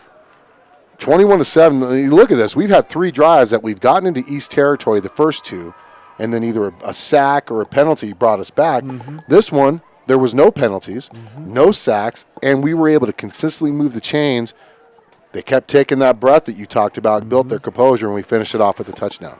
And that's what we need to continue to do. With 3 minutes left before halftime, now we got to go on defensively and get a turnover, get the ball back, get in the locker room, make our adjustments, and come out in halftime and see what we can do after the halftime. But right now, I think for South, we're in a good place. Yes, we are. Yes, we are. We're down only 14 points. If we just stop the run.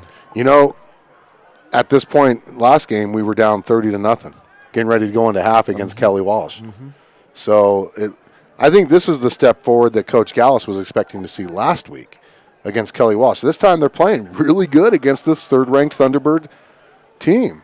I mean, yeah, we're down 21-7. For those of you who might be listening or watching, East has moved the ball at will, but we're talking about these victories for South, these small victories. As there's a kick, and it's going to be picked up by Hesford at the 10. Oh, there we go.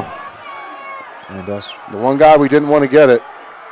We got an angle though, and he's going to be brought down. Number 9. Number 9, Hanson, the kicker. 40. And that's what we didn't need right there. 65-yard return by Jackson Hesford after a 50-yard kick. Nah, we didn't want that. No, that's exactly what we didn't need. That's how you take the wind out of your sails right there. You just chew up the clock. You probably chewed up a good 7 minutes off the clock on that one, and then to give up a 65-yard kick return. And he's open again. He's wide open again. Nope, now he's not. Now we got him. Yeah, but they're going to run it. They're going to run it. Anderton just bounces off defenders. 15. Gabe Pena with the tackle as Anderton gets his first carry of the game, and he's going to go 11 yards for the first down. So they did pass. Now the inside guy is uncovered. And there's a timeout by, they're going to call a flag. Sideline warning. Sideline warning. Now, sideline warning has been called on both teams. Yeah. We were short of players. Number 16's running out there now for the Bison. James Wood, the junior. And okay, they're matched up. Now you got to keep an eye on Anderton, though. Buell moved forward before the snap. Oh, man. Wood just missed that tackle, and that's going to be to Hesford. Is that for the touchdown? No, they're going to call him down. 12-yard gain. Yep. First and goal at the 1-yard line. So now we're covering that receiver, but Hesford just bounced James Wood for that 12-yard gain. And there's going to be the run to finish it off. Touchdown. Christian Anderton for the touchdown. 1 yard. It's two.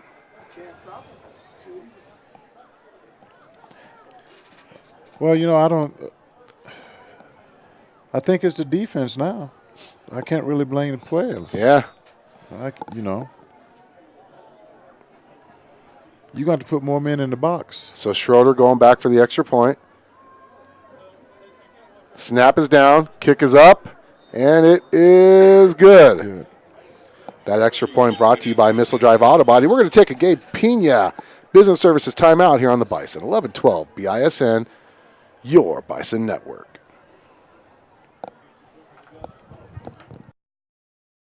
Like put all the pieces? Pena Business Services does, and they can help. Realizing your company is like its own unique puzzle, it's their goal to show you how your company is reaching its goals on a weekly, monthly, or quarterly basis. Offering bookkeeping, payroll, and tax services that are tailored to fit your business. At Pena Business Services, they can help allow you to focus on your business and effectively serve your customers. Set up your free consultation now by calling 307-369-2708. Pena Business Services, solving your bookkeeping puzzle one piece at a time.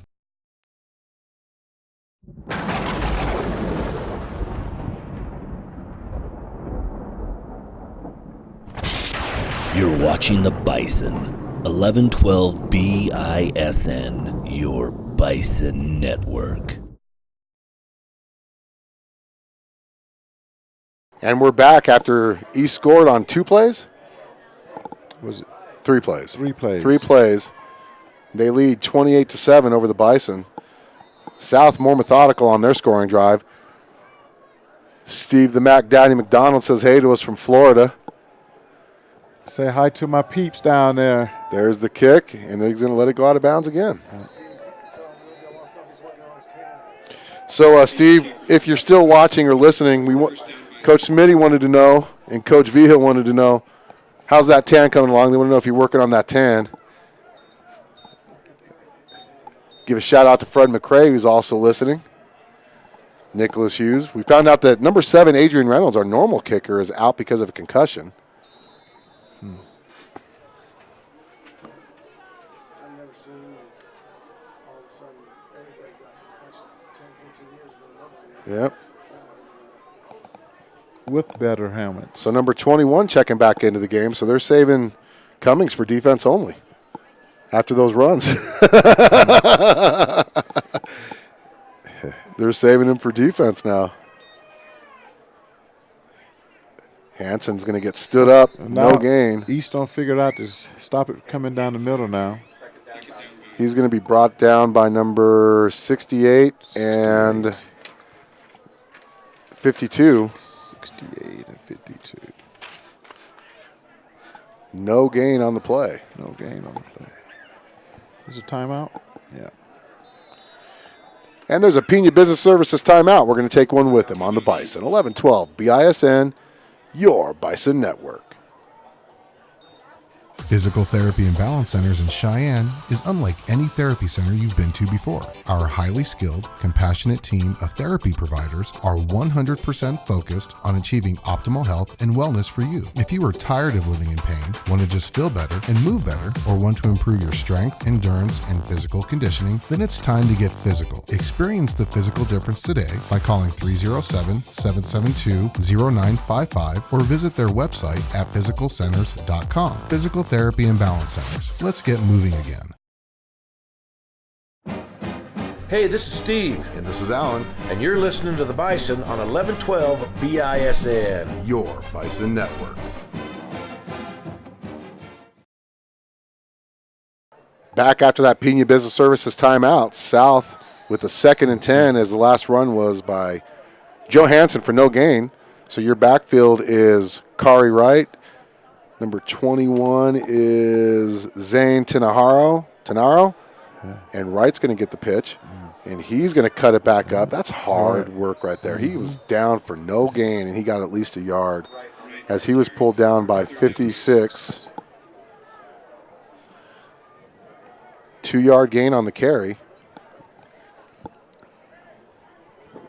150 left in the first half. South trailing 28-7. And he went out of bounds to stop the clock. Yep, out of bounds to stop the clock.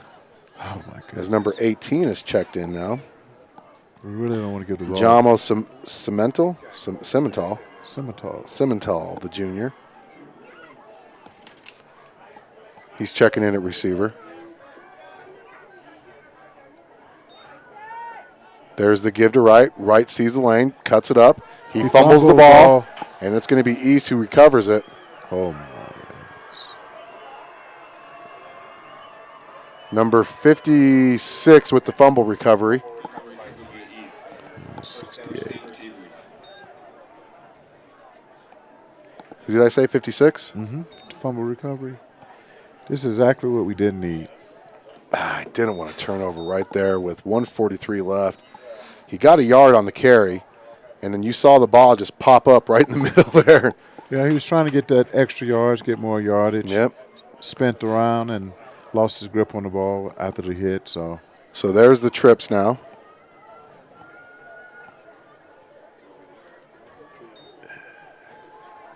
over the top. Wide open. Wide open. One play to Chance Allmiller. 24-yard touchdown pass. Hey,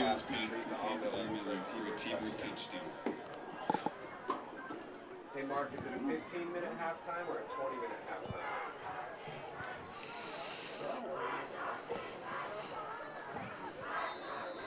Copy that.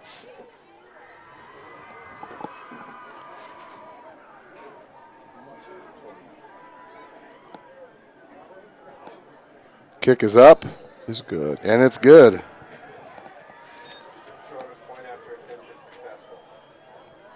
And that makes it 35-7. We're going to keep it right here.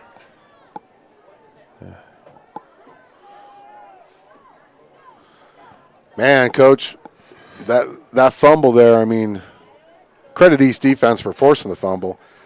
But with what the recent developments with, not getting our last drive, really not getting anything done there. And then this one, that's enough to take the wind out of this young Bison team. Mm-hmm. Coach Gallis is probably in there just telling them, hey, keep playing hard. We can move the ball on this defense. Right, but he also need to tell them on defense. That was just too easy. Right now they're just playing they're playing catch with one another out there. He's not really have to make any major reads or anything like that, the quarterback for East.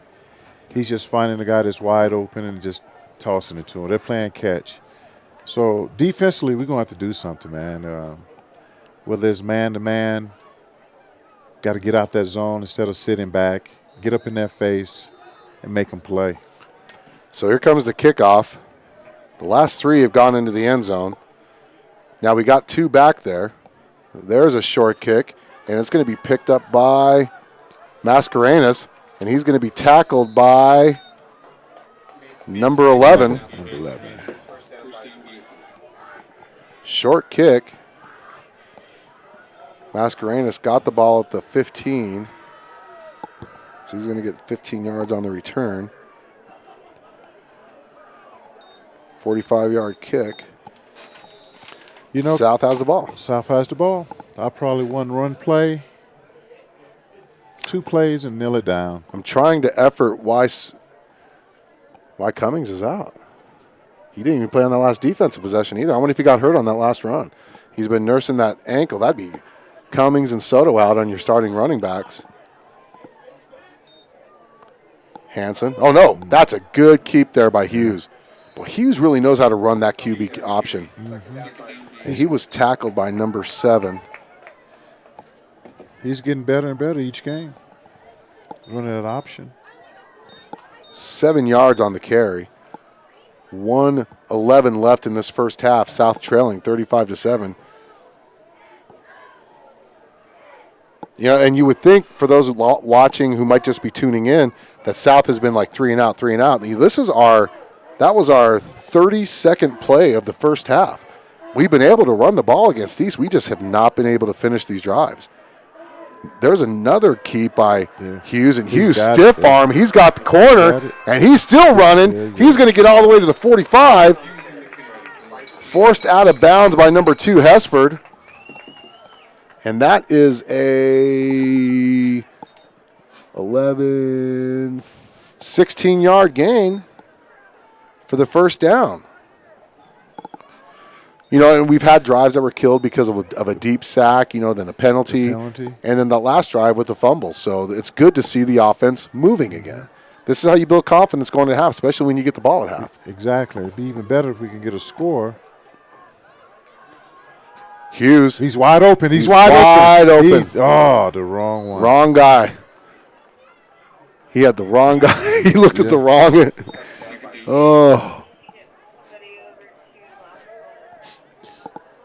We'll be back in the second half, and we'll do our popcorn report. Well, he had number 21 wide open. Tenaro, the senior, I think this is his first game. I don't know. I'd never seen him before. Number 21 used to be worn by another player. Van Tassel was 36. Van Kirk. It used to be Van Kirk's number. So South now with the 2nd and 10. At the East 45. Back to pass again. There's a slant to Hunter Scott. Hunter Scott catches the ball, and he's going to be tackled, brought down by number 17. And that's going to be a 10-yard gain.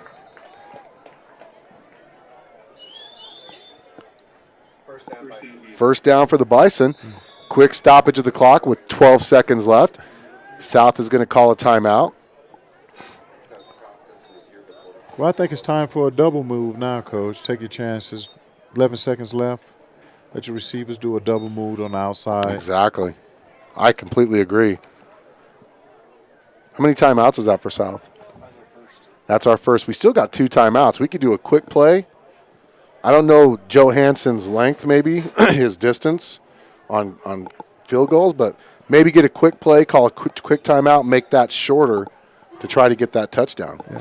But even if we just get a try going into halftime, These guys got to start believing sometime that they can play with these teams. I think they're gaining confidence now. I mean, we've had big plays. We've had, drives that we just chewed the clock up. And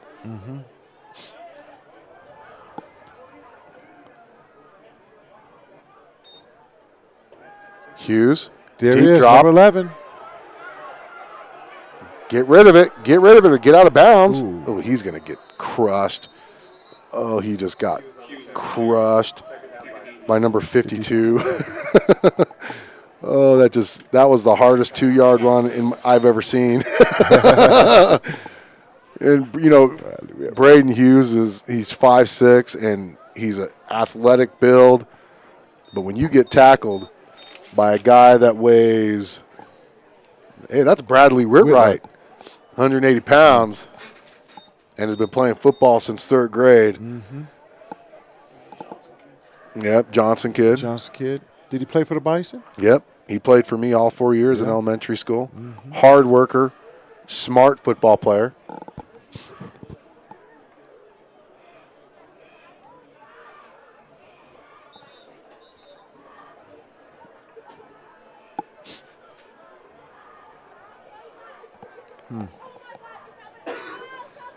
Well, what you think they got up their sleeves now?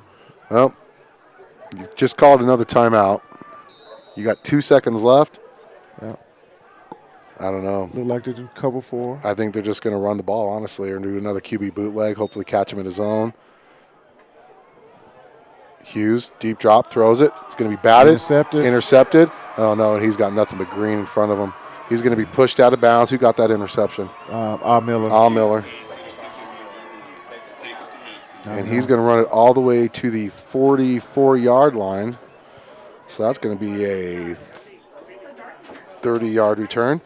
And that's it. That's halftime. We're going to take our halftime break here on the Bison. 11-12 BISN, your Bison Network. There you go.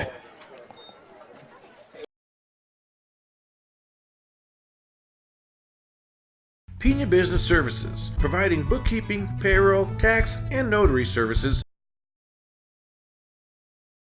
They help small to medium-sized companies and nonprofits for all your bookkeeping, payroll, and tax needs. They also help individuals with their tax preparations, helping manage your day-to-day accounting with services provided on a schedule that fits your budget. Their goal is providing business owners like you peace of mind on your bookkeeping, payroll, and tax concerns so you can focus on your business. Bookkeeping is like a puzzle. Do you know where to put all of the pieces? Give Pena Business Services a call at 307-369-2708 to set up a free consultation.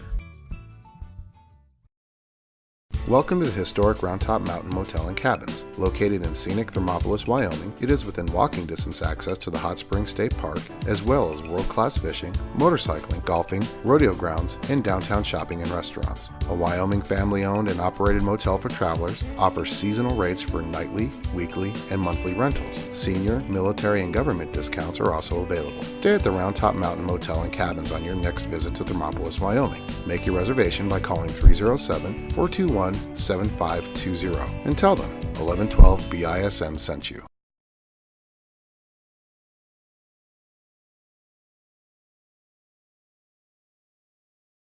Missile Drive Auto Body is a full-service auto body repair facility in Cheyenne, Wyoming. We have established a reputation as an auto repair shop that is honest, performs quality body repairs and refinish, and strives for excellent customer service.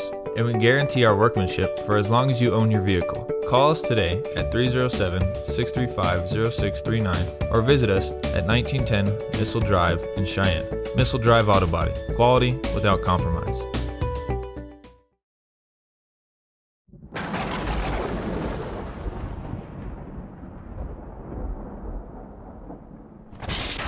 You're watching the Bison.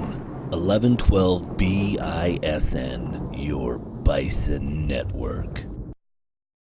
It's much more affordable than you realize to protect your family with the Robert Martinez Agency. Having life insurance will protect you and your loved ones and help ensure the future. As a trusted advisor, Robert Martinez will guide you through the wide range of life insurance plans and their fantastic benefits to find an affordable plan with the right coverages. Working to guide and secure your future. Robert Martinez Agency, 20th and Central in downtown Cheyenne. Call for a no-obligation consultation and quote at 307-514-5003. Whether you're a competitive athlete or a weekend warrior, it's frustrating when an injury keeps you from the activities you love. Physical Therapy and Balance Centers has helped thousands of clients recover from sports injuries and reclaim their lifestyles, treating a variety of injuries including sprains, post-surgical, foot and ankle injuries, as well as back and neck injuries. Our therapists will develop a personalized treatment plan to help you heal and hasten your recovery and minimize your risk of re-injury. Call 307-772-0955 to schedule an appointment now. Physical Therapy and Balance Centers, let's get moving again.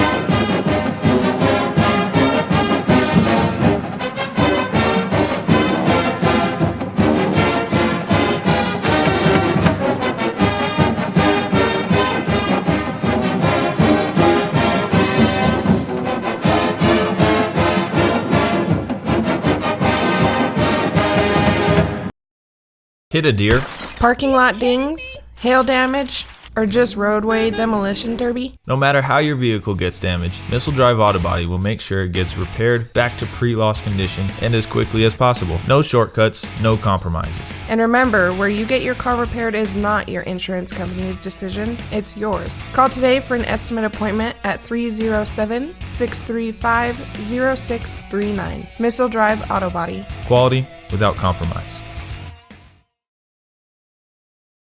This broadcast is being brought to you by the Bison, 1112 BISN, your Bison network. Physical Therapy and Balance Centers in Cheyenne is unlike any therapy center you've been to before. Our highly skilled, compassionate team of therapy providers are 100% focused on achieving optimal health and wellness for you. If you are tired of living in pain, want to just feel better and move better, or want to improve your strength, endurance, and physical conditioning, then it's time to get physical. Experience the physical difference today by calling 307-772-0955 or visit their website at physicalcenters.com. Physical Therapy and Balance Centers. Let's get moving again. More than 7.7 million American teenagers participate in high school sports every year, including about 19,000 here in Wyoming. They're all learning essential life lessons, like the importance of hard work, time management, and self-discipline, skills that are helping them become better leaders and more active, responsible citizens. This message presented by the Wyoming High School Activities Association and the Wyoming Interscholastic Athletic Administrators Association. Bookkeeping is like a puzzle. Do you know where to put all the pieces? Pena Business Services does, and they can help. Realizing your company is like its own unique puzzle, it's their goal to show you how your company is reaching its goals on a weekly, monthly, or quarterly basis, offering bookkeeping, payroll, and tax services that are tailored to fit your business. At Pena Business Services, they can help allow you to focus on your business and effectively serve your customers. Set up your free consultation now by calling 307-369-2708. Pena Business Services, solving your bookkeeping puzzle one piece at a time. Hey, this is Steve. And this is Alan, And you're listening to The Bison on 1112 BISN. your Bison network. Choosing the right collector car insurance is critical. That's why American National provides clients with reliable, consistent service. Robert Martinez has first-hand knowledge of the concerns collector car and truck owners face, and American National has created a policy with the coverage and enhancements you need to protect your valuable investment. Call Robert Martinez with American National Insurance at 307-514-5003 or visit his office at 2005 Central Avenue in Cheyenne. The Round Top Mountain Motel and Cabins is the place to stay the next time you're in Thermopolis, Wyoming. One review from TripAdvisor says, The Round Top is a great place to stay, not only because it's old-fashioned and quaint, not only because it's very inexpensive, and not only because you truly feel like a guest, it is also just a 10-minute walk to the hot springs. I don't know why you'd want to stay anywhere else. Make your reservation now at the Round Top Mountain Motel and Cabins by calling 307-421-7520.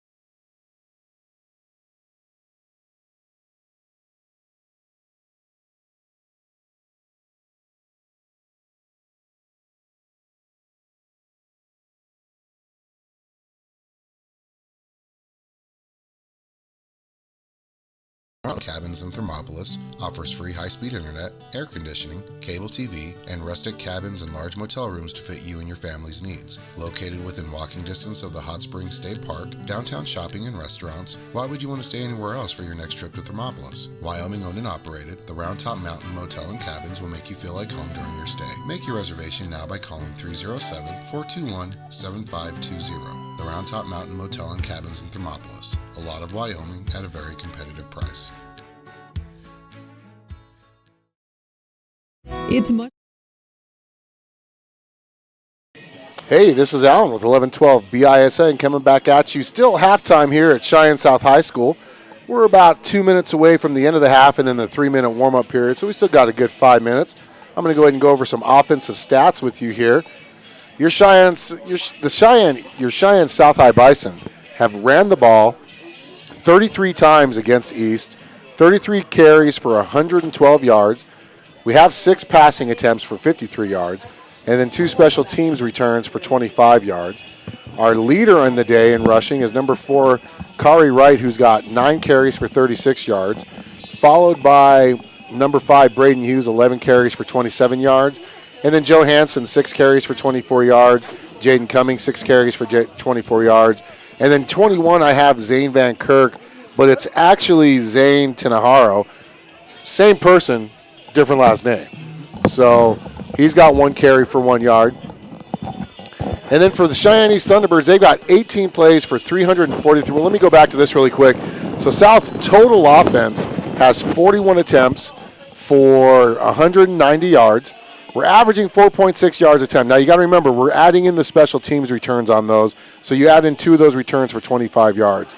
The Cheyenne East Thunderbirds, they have 7 rushing attempts for 109 yards, averaging 15 yards a carry. They have 10 pass attempts, 179 yards, and then 1 special team return, that big one, right towards the end of the first half, where Jackson Hespen returned it for 55 yards. So they've got 18 total plays for 343 yards worth of offense. And that is the Cheyenne South versus Cheyenne East halftime report, brought to you by Principal Thompson, as I saw Principal Thompson in here somewhere. Coach Smitty, I'm going to let you finish that up here, and then we'll talk second half adjustments. Now, the Cheyenne South High Bison will get the ball to start the second half, and I'm going to go ahead and adjust all my scoreboards while we're waiting for everything to go on. They do have a 3-minute warm-up period, unless they already ran that. Now, so many people ask, what is the 3-minute warm-up period? That's actually required NFHS rules. It's a safety precaution. So teams get the full 10, 15-minute halftime, and then when they come out from halftime, they're required to take 3 minutes to warm up. They do it, like I said, just to prevent injuries, make sure each player is warmed up, ready to go. I learned that thanks to becoming a football official in the last couple of years.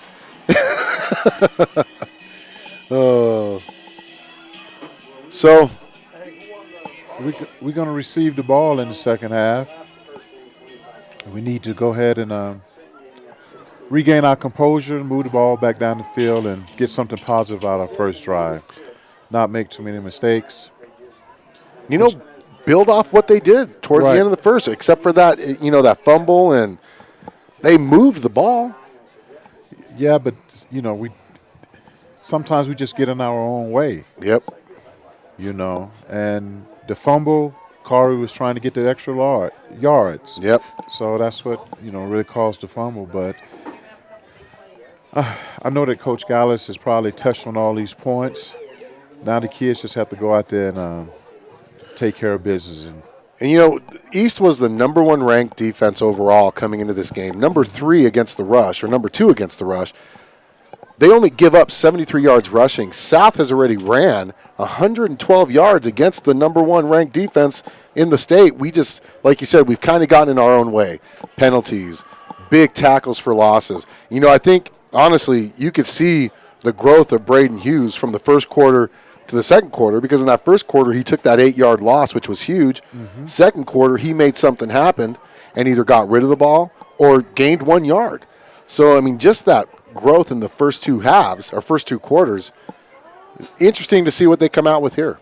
Well, we know Hughes is a football player. He's going to continue to play hard. He's going to continue to give it all he got. But he's going to need some help from the rest of his guys. They got to stop making some of those mental mistakes and just continue to play hard. And if they can get a return this time, instead of letting the ball roll into end zone, maybe they can get something off of that. But, you know, right now, the score is 7-35. They still have an opportunity to continue building on that foundation. Yep. So there's the East. Real quick, I want to talk really quick. There's the East lineup after their kickoff team is on the field. Here's the South sideline after their kick receive. Numbers. Another thing you see, too, is the East sideline, you see togetherness. Exactly. And then you see South side. You know, we kind of wandering around, you know. I don't know if we're too engaged in the game, but that's part of being a young team as well. Yep. And take some time, but those guys are on the East side seem to be dialed in just a little bit more. What did number 3 team? They're the third-ranked team. Third-ranked team in the state. I'm going to give a shout-out to Richard Serena, who's cheering on Colton, number 65. And then Grandma Felix, who's cheering on number 25, Jaden Cummings. And then, of course, Steve McDonald, who's cheering on Coach Smith and Alan Cummings. I don't know if he's awake anymore. It's like 9:30 there. There's the kick. Low line drive kick, and it's going to be bounced picked up by Kari at the 12. He's going to be brought down at the 20. 52 on the stop.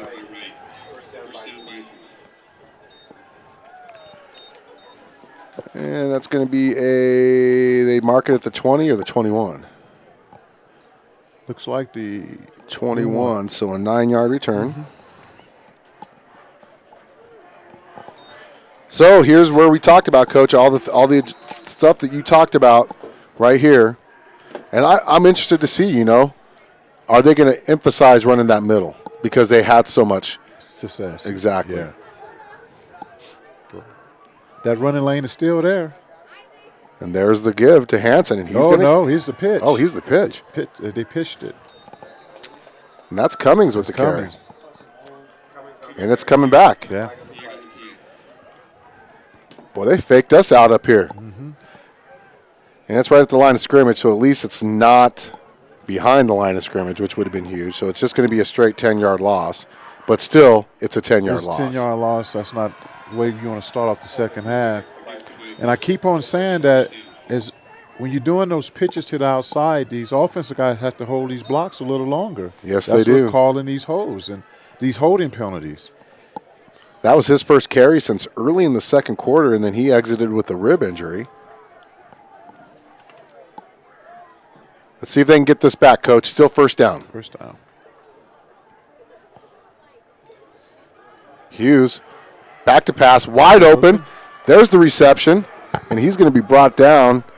That's number 9, Joe Hansen, brought down by Jackson Hesford, who has a few choice words to him after that. And so that is a 4-yard pass completion. Well, I'll tell you what, Braden Hughes' athleticism is giving him time to throw the ball. He's booting left and right, and he's booting himself out of trouble, letting him get set up to throw those pass plays. So now it's 2nd and 16. 2nd and 16.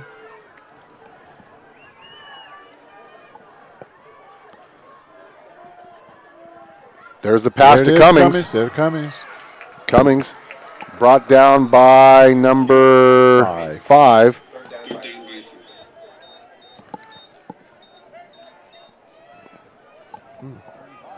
I like the 9-yard pass play.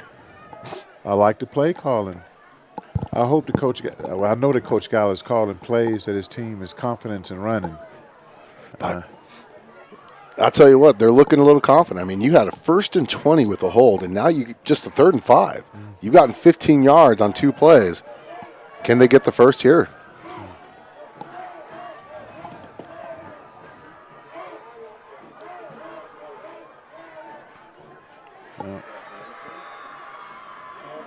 Hansen tackled by 56. Boy, he's going to get 2 yards. 2 yards.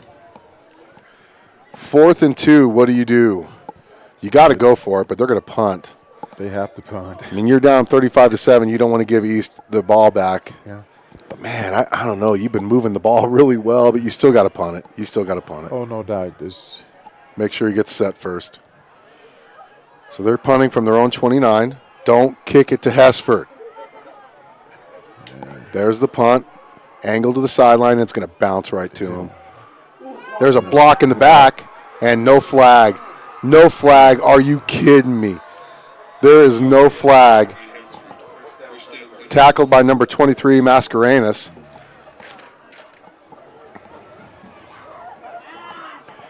He got the punt at the 25, ran it all the way back to the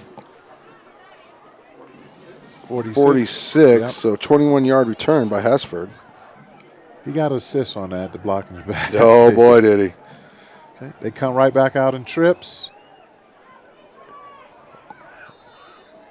And that middle guy is not.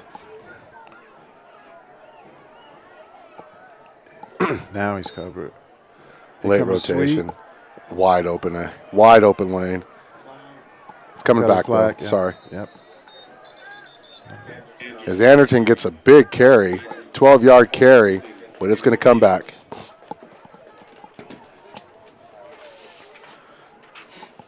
Technically, it's only going to be a 9-yard. I mean, it's still going to be 10 yards. Oh, they're saying block in the back. Oh, they're saying holding. So a 10-yard penalty from the spot of the foul. Mm-hmm. So it's going to be 1st and 19.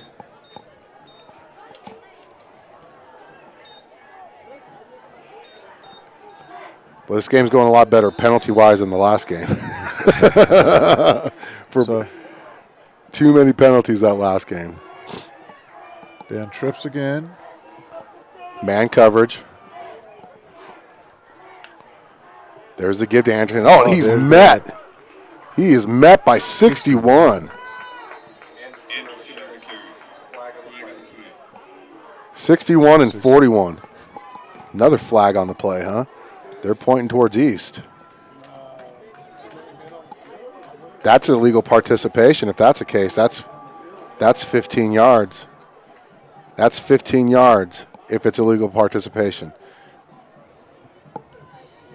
Yeah. Substitution infraction is what they called. Substitution infraction against the Thunderbirds. They're only calling that a 5-yarder. If there was 12 men on the field at the snap, that's a 15-yard penalty. So they're saying that should have been a 15-yard penalty. There was 12 men on the field at the snap. Okay, I let it go. I'm letting it go, Coach. Okay. Letting it go. Trips again. Still first down. Buell feeling some pressure from the backside. Oh, the ball's tipped, but still caught. Makari Wright is going to push out Allmiller.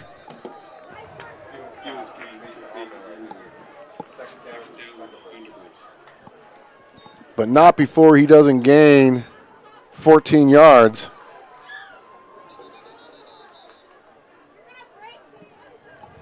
I wonder why they decided to stay in his defense. That was a great play, though, by I think it was number 20 over there that made the tip? Actually, I think it was Kari who made the tip. It was Kari Wright who tipped the pass.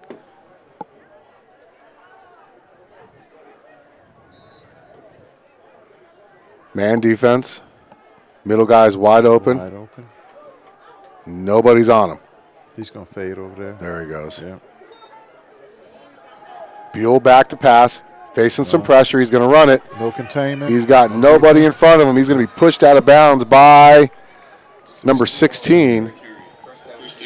As Buell is going to run the ball for, he got it from the 50 to the, where are they going to spot it? 38. 38, so a 12-yard run and a first down. His first rush of the game. So the quarterback had to run it that time because the receivers were covered downfield. Now we have to contain, keep him on the quarterback in the pocket. Quick pass. That's too easy. Too easy. Way too easy.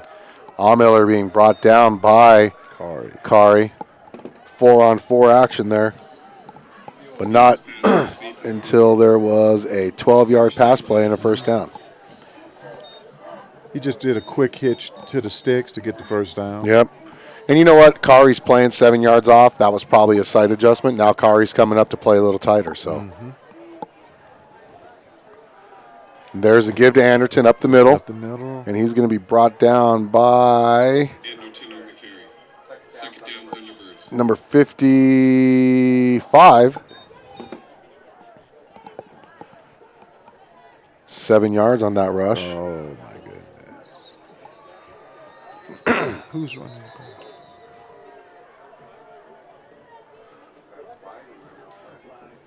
There's a flag, though, before the play. Too many men on the field.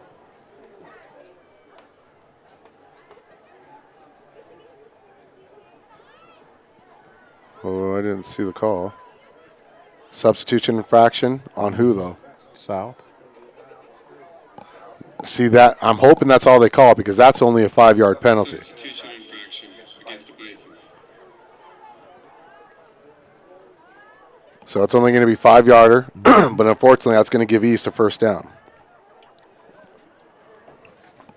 Results in a T-Bird first down. Oh, they gave. Yep, 5 yards. Okay. Whew. I thought the back judge was the umpire. I thought he was walking off. I'm like, why is he going in the end zone? So it's going to be first and goal from the 10-yard line. Oh, they declined it. So minus that. So Anderton's going to get 7 yards. There it is. Buell with the pass. That's good defense there. By Moite. By Moite. Only his second incomplete pass of the game. That was good coverage there by the sophomore, Jeremiah Moite. Moite's got a lot quicker this year, too. Devon, number 28, Simmons checking in. Sorry, Coach. That's okay. So it's going to bring up second and goal. Buell calling out the play. I think he did it. I think he just called out an audible, it looks like. South is going to jump off sides. Half the distance to the goal, replay the down. Yeah. I hate to keep telling you sad, Coach, but, you know, we just get in our own way sometimes. Yes, we do. I mean, we have to know the down the distance, where the sticks are, where we are out on the field. We should be deaf. Shouldn't even be listening to the cadence, just watching the ball.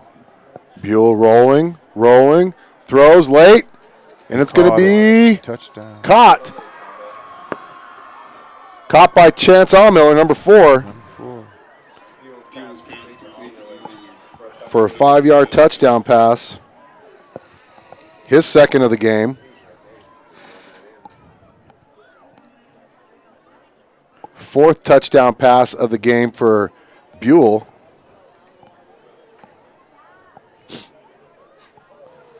And that makes it 41-7.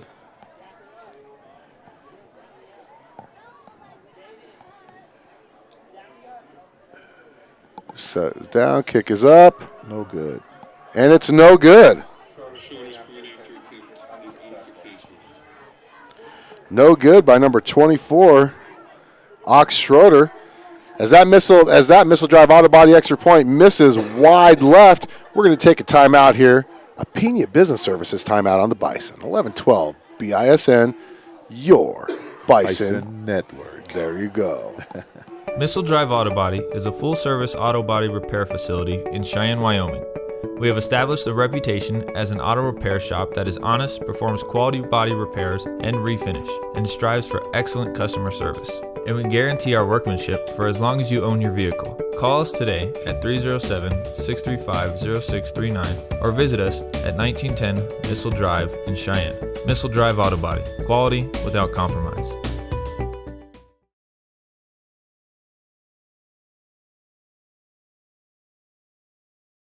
And we're back here. Cheyenne East leads 41-7. Missed extra point by Ox Schroeder on that. Number 3 set to kick off. Number 3 is Brian Mead. sophomore, 5'8" sophomore, 135 pounds.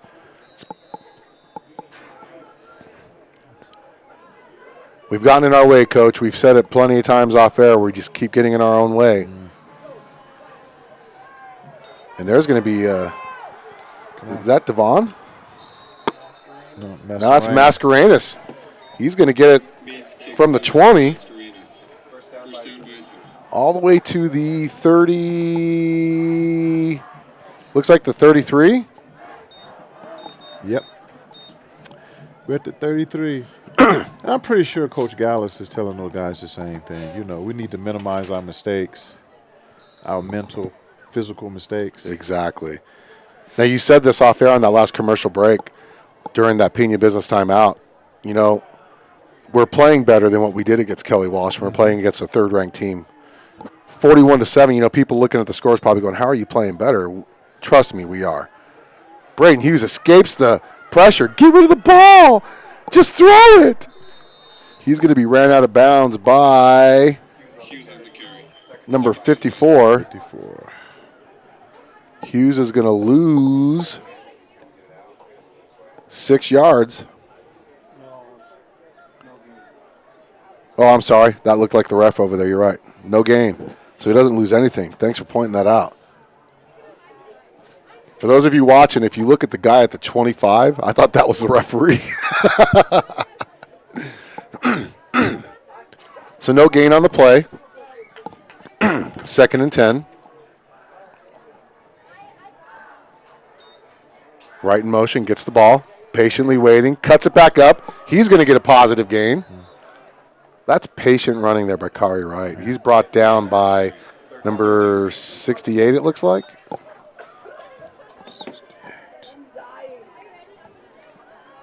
Five yards on the carry. Patient running, letting his block set up, Coach. All right. But we need a big break right now.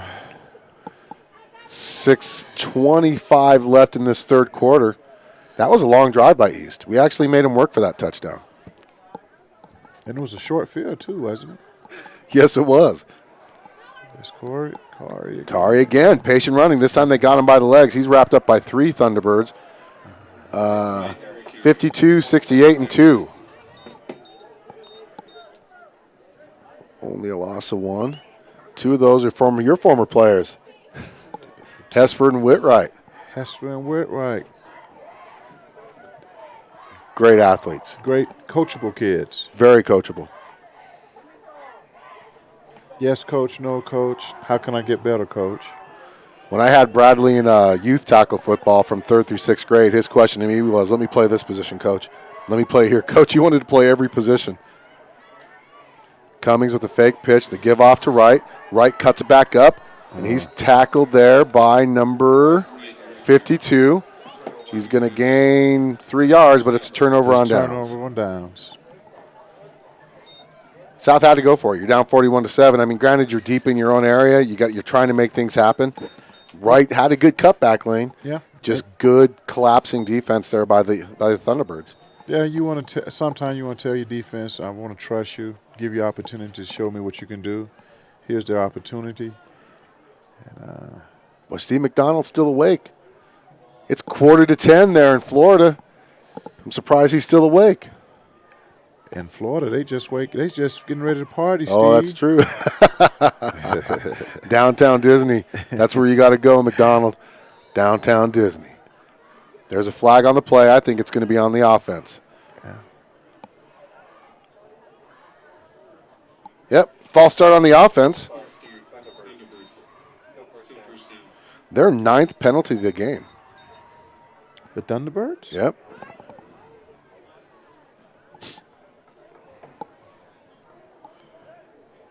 Four offensive foul penalties and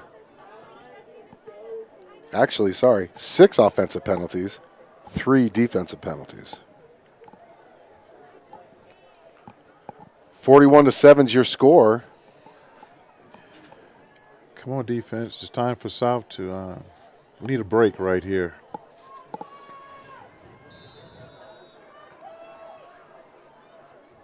Buell in the backfield. Sends a guy in motion. fake. He's going to go deep. He's got a guy open. Pass is short. He had some pressure. Joe Hansen on the coverage. It looks like they just got a 0 technique and 2 5 techniques. Are those, yeah. Yeah. Sal's still worried more about the pass. Pass than the run, yeah. Christian Anderson over 100 yards. The bubble route. And it's open. Oh, he's and he fell down. No tackle there.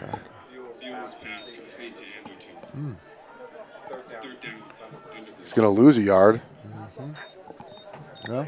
But the completion percentage doesn't get hurt. No.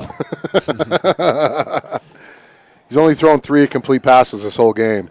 16 pass attempts. Okay, guys, we know it's a pass.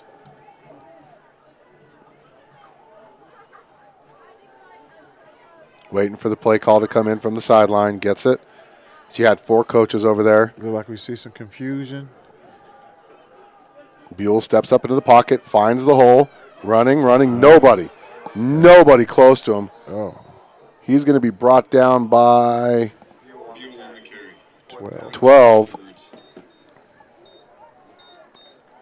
But he's going to gain.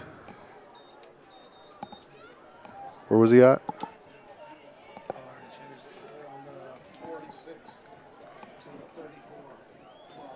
12 yards on that. It's going to bring up 4th and short. Watch the ball.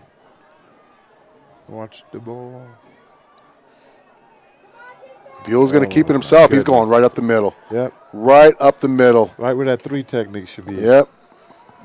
And he's brought down by number 16 and number 15. 16-yard carry and a first down.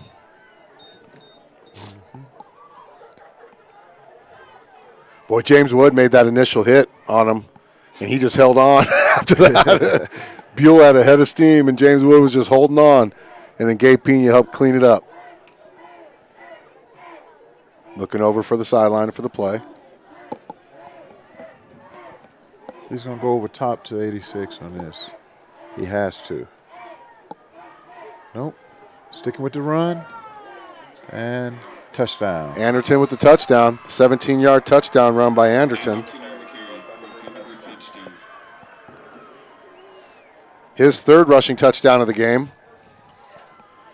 And this extra point is going to be brought to you by Missile Drive Auto Body.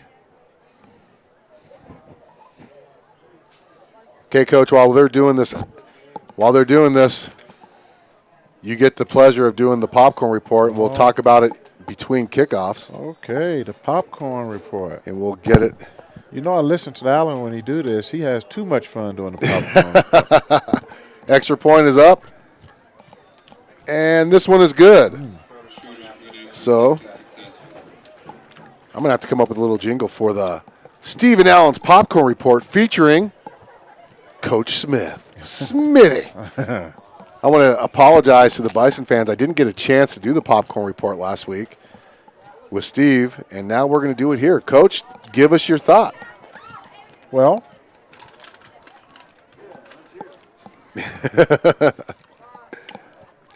since I'm an old Florida boy, I like that it's salty. Oh, is it too much or too little? It's just right. Oh, nice. So on a scale of 4 kernels, how many kernels would you give it? Oh, I give it a 3.5. Oh, 3.5 kernels. So right now, Natrona still leads in the kernel race. We'll be back here again next week, though, against Rock Springs. So South concession stands, you got a half a kernel to make up. I did have some at halftime, and I have to agree with it. It was good. There was not too much salt, not less salt, but it could have used a little bit more flavor on it. Yeah, but Detrona's, man, they had it was like eating movie theater popcorn, man. I thought I was watching It Too. Well, in Cheyenne, they're trying to keep me healthy, so they probably knew I was up here and brought me the healthy There you go. I want to thank the Cheyenne concession stands for bringing up the popcorn for our report, as there's the kick. Once again, fielded by Mascarenas, this time at the 12. Kari. Actually, that's Kari, yep.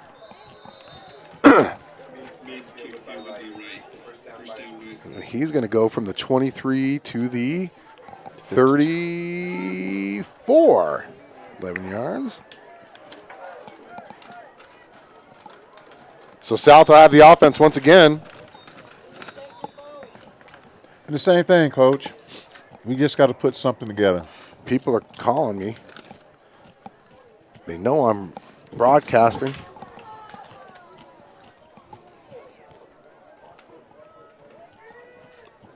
I want to thank all of our listeners, all of our watchers. Make sure you hit the subscribe button while you're here. It's the red button on the very bottom, Cummings in motion. And there's going to be a penalty on the defense. That's the 10th penalty of the game. So that's 1st and 5 for the Bison. Can open up the playbook here. I do a little play action bootleg. I'd send 3 receivers out, have your guy that's running in motion run that little slot while your other top receiver's going long. That's going to leave that wide open. They're going to key on Hunter Scott or go deep with Leandre against number 5. Well, if they're going to go deep, they need to do a double move. I need to know that the cornerbacks can really hold someone. There. Run. First down. Hansen on the carry gets brought down by 54. He's going to gain 7 yards. But more importantly, moves the chains. Another Bison. First down. I think I want to start using the move the chains. Move the chains. Move the chains. Steve, remember that. Move the chains. That's going to be our slogan. And we get to move the chains. Got to figure out a cool way to say it. Okay, everyone listen on chat. How's that sound? Move the chains. Oh, fumble. Oh, no. South got it back. Hansen recovered the fumble. I don't think Hansen was expecting Hughes to give it up to him, and the ball just kind of flopped right there. Only a 2-yard loss.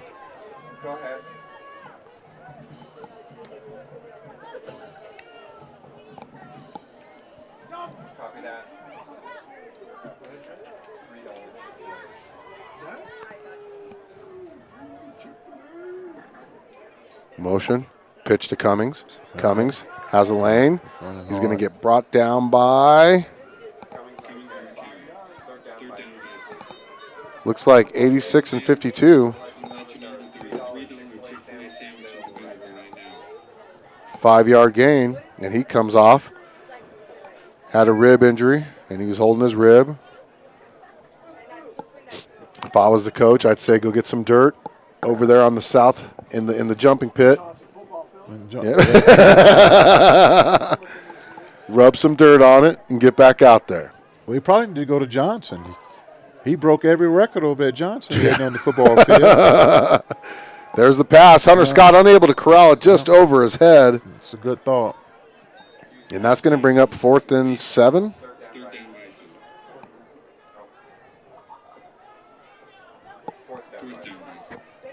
Right at midfield.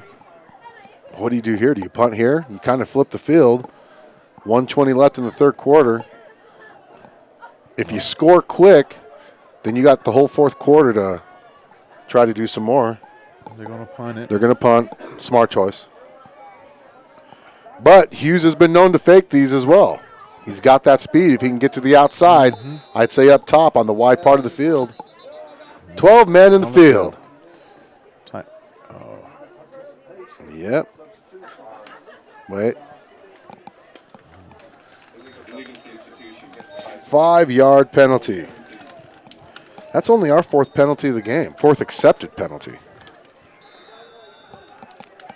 Still in punt formation. Now it's 4th and 12. Hughes waiting for the snap. Is that Hesford that's back? Generally that is. Hesford, it is Hesford. Nope, it's Ox Schrader. Ox Schrader. And it gets an east bounce, and it's going to be scooped up at the 38-yard line.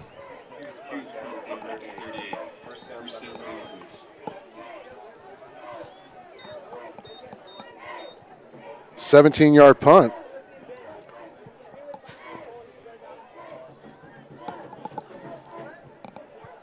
I thought you were eating candy. I was like, you can't eat candy and not bring us. 48-7. South's defense has got to get a stop here. Got to get a stop. If there's any chance of a comeback, they got to get a stop here. We need to do something different than what we're doing now. We got doubles. East has doubles out. It looks like Buell's still the quarterback, too. Mm-hmm. He's looking down low, gives it off. Quick Double pass. screen. Oh, no. Missed tackle. Missed tackle. He's going to be brought down, though, by Hansen as number 30 gets the pass. 12-yard and a first down. And they're still moving quickly. No huddle. It's a no huddle, but they're getting lined up, and then they're waiting for the play to call in. They're waiting for South's defense to get set up, and then they look over at the coaches, and the coaches are calling in the play. Mm-hmm. You're going to see two coaches over there sending out signals, one for the wide receivers, one for the quarterback. Mm-hmm.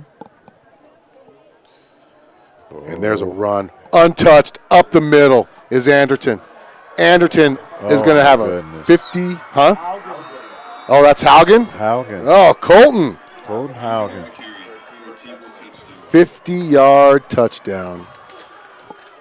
He just gave me the signal to keep it going. Yep. Nope, just leave it going. So they're not using the spit rule, they're using the pit rule. He gave me the signal. So we are now officially at a running clock. Every official in the state of Wyoming and Colorado use different running clock rules. All the same federation, different running clock rules. No one can give you a straight answer of what it's supposed to be. Extra point is up and good. That last run that we saw from Haugen. That's a familiar run for That's you guys, a very huh? familiar run. He did that a lot in junior high school with you Yes, guys. he did. Yeah. So, you know, for those of you watching, those of you who don't know, they're talking about their 8th grade team that went undefeated and literally beat every opponent by like 30 points, except for that first game against McCormick where you were down 14-0. Mm-hmm. Came back and won that game. But other than that, you guys pasted every opponent. Yeah, that was a great group of kids. Easy to coach. I was telling the kids the other day that they would go out and start warm-ups and start going through the everyday drills while us even telling them. They wanted that. That was a real good team. And now I see some of the results of it on the East team out there. But that doesn't take away anything from Cummins was on that team for South. Cade Burns, who's now at Central. He's at Central. He was the quarterback. Fourth quarter now. They changed quarters on us. That quarter break was brought to you by Pena Business Services.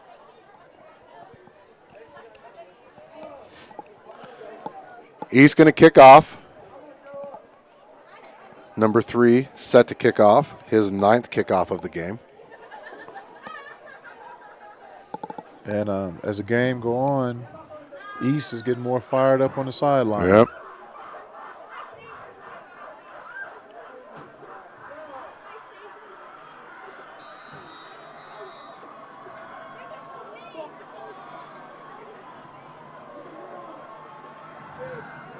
There's the kick. Fielded at the 21. I'm trying to see who that was. 52. Tackled by 52, Kari Wright.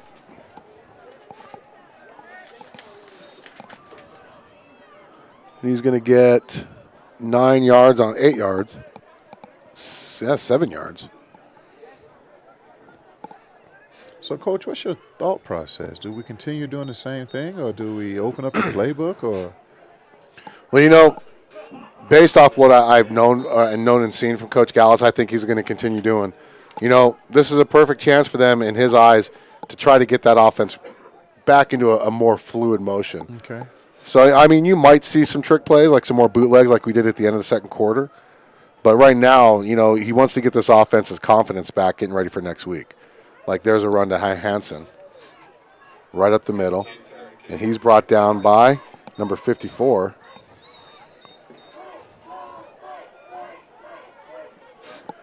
going to gain 2 yards.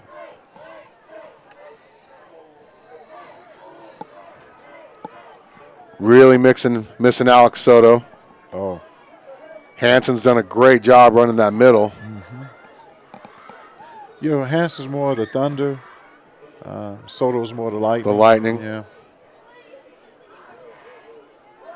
Looks like Cummings is done for the day as they're taking his pads off.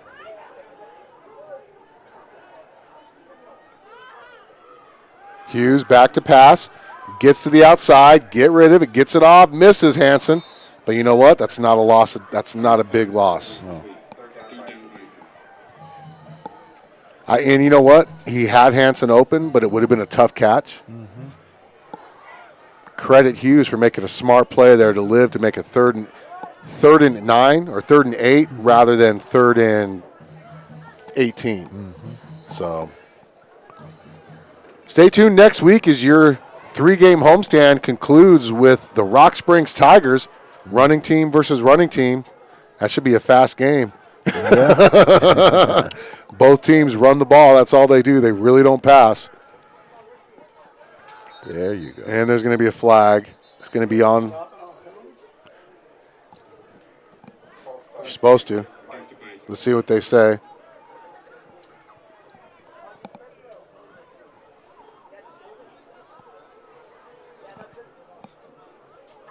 Five yards.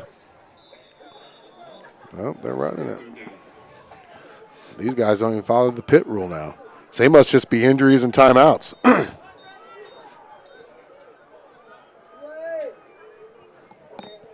Fifth foul for the Bison. It should stop on a change of possession after the extra point.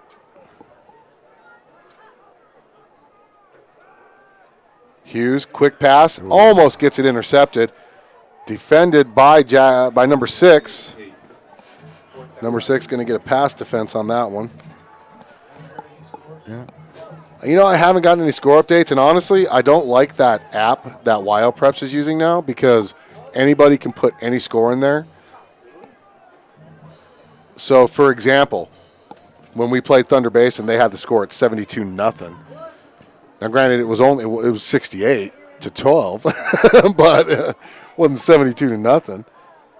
So Hughes is going to go back to punt from the 25. Punts it. That's a good punt. That's a great punt. Yeah. 25 to the. You better keep walking. You better keep walking. Are you kidding me? Do we keep it rolling or do we stop it? I'd stop it for now until you get the single. He's telling you keep it rolling. Oh, does he? Yeah. It's 27, 25, 52 yards on that punt.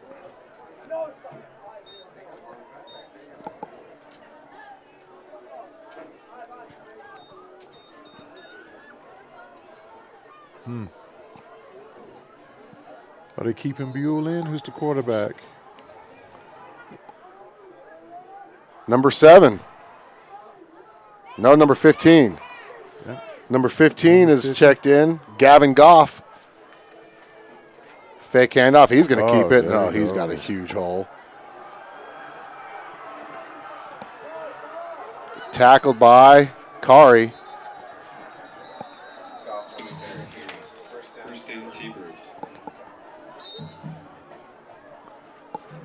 From the 23, 32-yard run. Kari gets the stop. Yeah. Gavin Goff, sophomore. That name sounds familiar.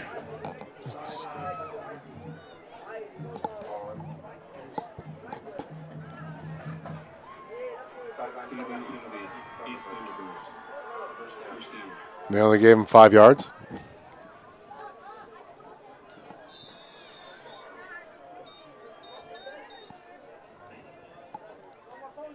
What grade is Goff in? Sophomore. He's sophomore? Wow.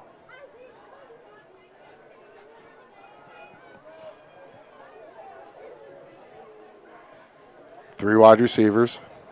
Up top. Goff calling out the signals. Gets the snap. They send it all. Yep. And Haugen is going to be wrapped up for a loss. I think that was Colton. No, it's number 8. Number 8 was tackled for a loss by number 41. 41. Yep. Loss of 1. Cade Pugh with the carry for the loss. And if that name sounds familiar to you by longtime Bison fans, that's the son of former Bison head coach Tracy Pugh. What the defense is doing now, they should have been doing earlier.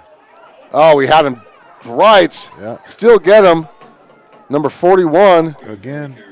No gain on the play. 41 is Sam Barry. 5:48 left in this ball game. It's a running clock. Stay tuned. Kickoff at 6 o'clock once again. So the S&J Signs pregame show will be at 5:30 next Friday night. Yeah. Ooh. 34 with a sack. That's going to be a big loss. From the 47 to the 39, 8-yard loss. Yeah. So that was probably the JV squad? Yeah. Yeah. Number 5 into punt. First punt of the game for the Thunderbirds. Punting from their 39-yard line. Punt is up, and it bounces. It's going to get an east side bounce. Ooh. Stopped at the 30-yard line. 31-yard punt, no return. Yeah, that brings up the point about should we be playing in 3A? We look like a whole different team we play against the junior varsity. You know, that's been brought up a lot, and it's based because, in my opinion, a lot of people bring up the 3A talk because we just don't have the players playing. You know, if we had the players playing, then the question would be, should we be in 3A? I would say no. With the amount of players, yes, but if we were to play in 3A, we wouldn't get any postseason. That's the problem. Jalen Trujillo. 52.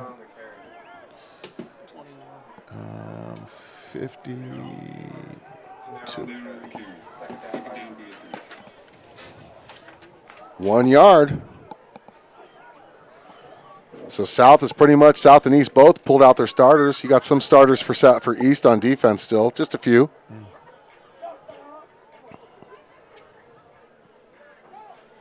But this is the future that we watch in the South now. And that's going to be a penalty on East. They're 11th of the game. 5 yards. It's going to give us 2nd and 4.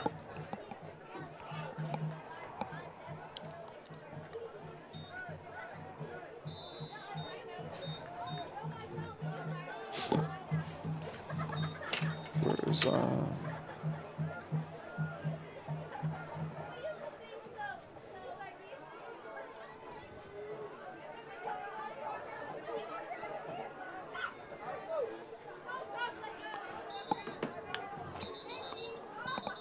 Tackled by 59 and 32 is number 32, Santana Trujillo. Gain of 1 yard.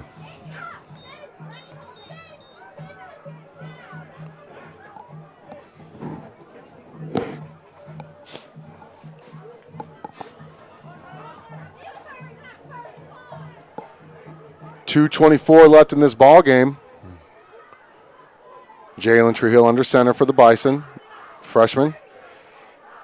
Gives it off to his brother, number 32, who's also a freshman. He's going to be tackled for a loss by number 52. 53. We're punting again. 4 yard loss.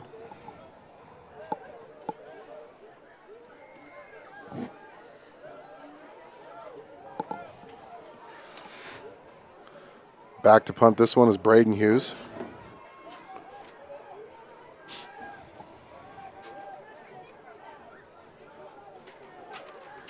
His 6th punt of the game if he gets this off. He does. Boy, he booms that one up high. Caught by number 6 and immediately hit. Number 20. By number 20. Actually, it was number 6 who caught that. Sam Hardigan.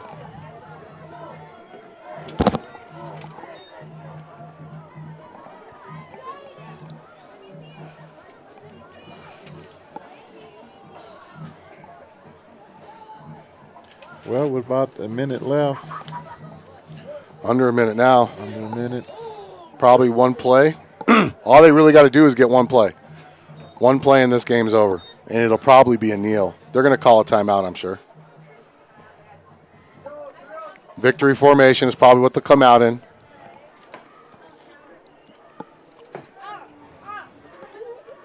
There it is.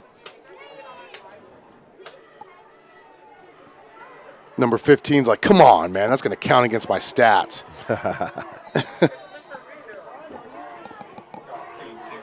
That should be the game. And that's going to be the ball game. That's the game.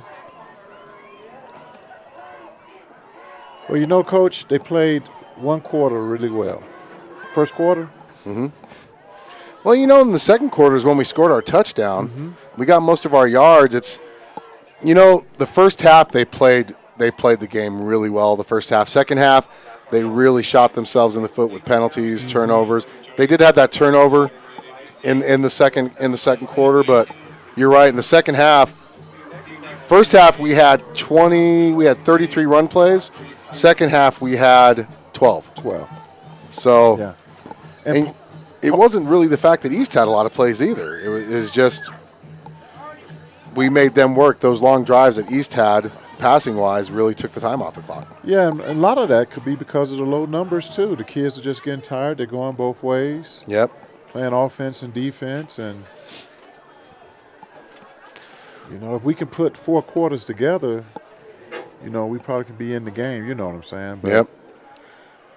Look, South's line's already turning around to come back to the locker room, and East is just now getting to the sideline. There's so many players. Right. You know, credit East. They're the third-ranked team, and, you know, we played well against them. We just couldn't finish drives early in the first half, and credit the East defense on that. East offense rolling. You know, they have Buell, who just looked remarkable in the pocket, only threw 3 incomplete passes out of 17, was 14 out of 17. So, you know, it's just learning, letting these young guys get some playing time. So next year they'll be better. The year after that they'll be even better. Right, and you know, East was coming off that heartbreaking loss from last week too, so they had a little chip on their shoulder from that loss from last week. Yep. Yeah, I don't want to watch East celebrate.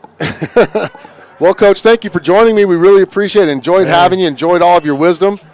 Well, I thank you for inviting me up. I think I did more watching than analyzing and talking, but just old ball coach in me. Hey, that makes the best commentary. Yeah. So for Coach Smith, I'm Alan, and for Coach Vigil, we want to thank you for joining us on another broadcast at 1112 BISN. Tune in next week on the S&J Science pregame show at 5:30, followed by the kickoff between South and Rock Springs at 6 as your South High Bison finish their 3-game homestand against the Rock Springs Tigers here on the Bison. 1112 BISN. Your Bison Network. Oh, yeah.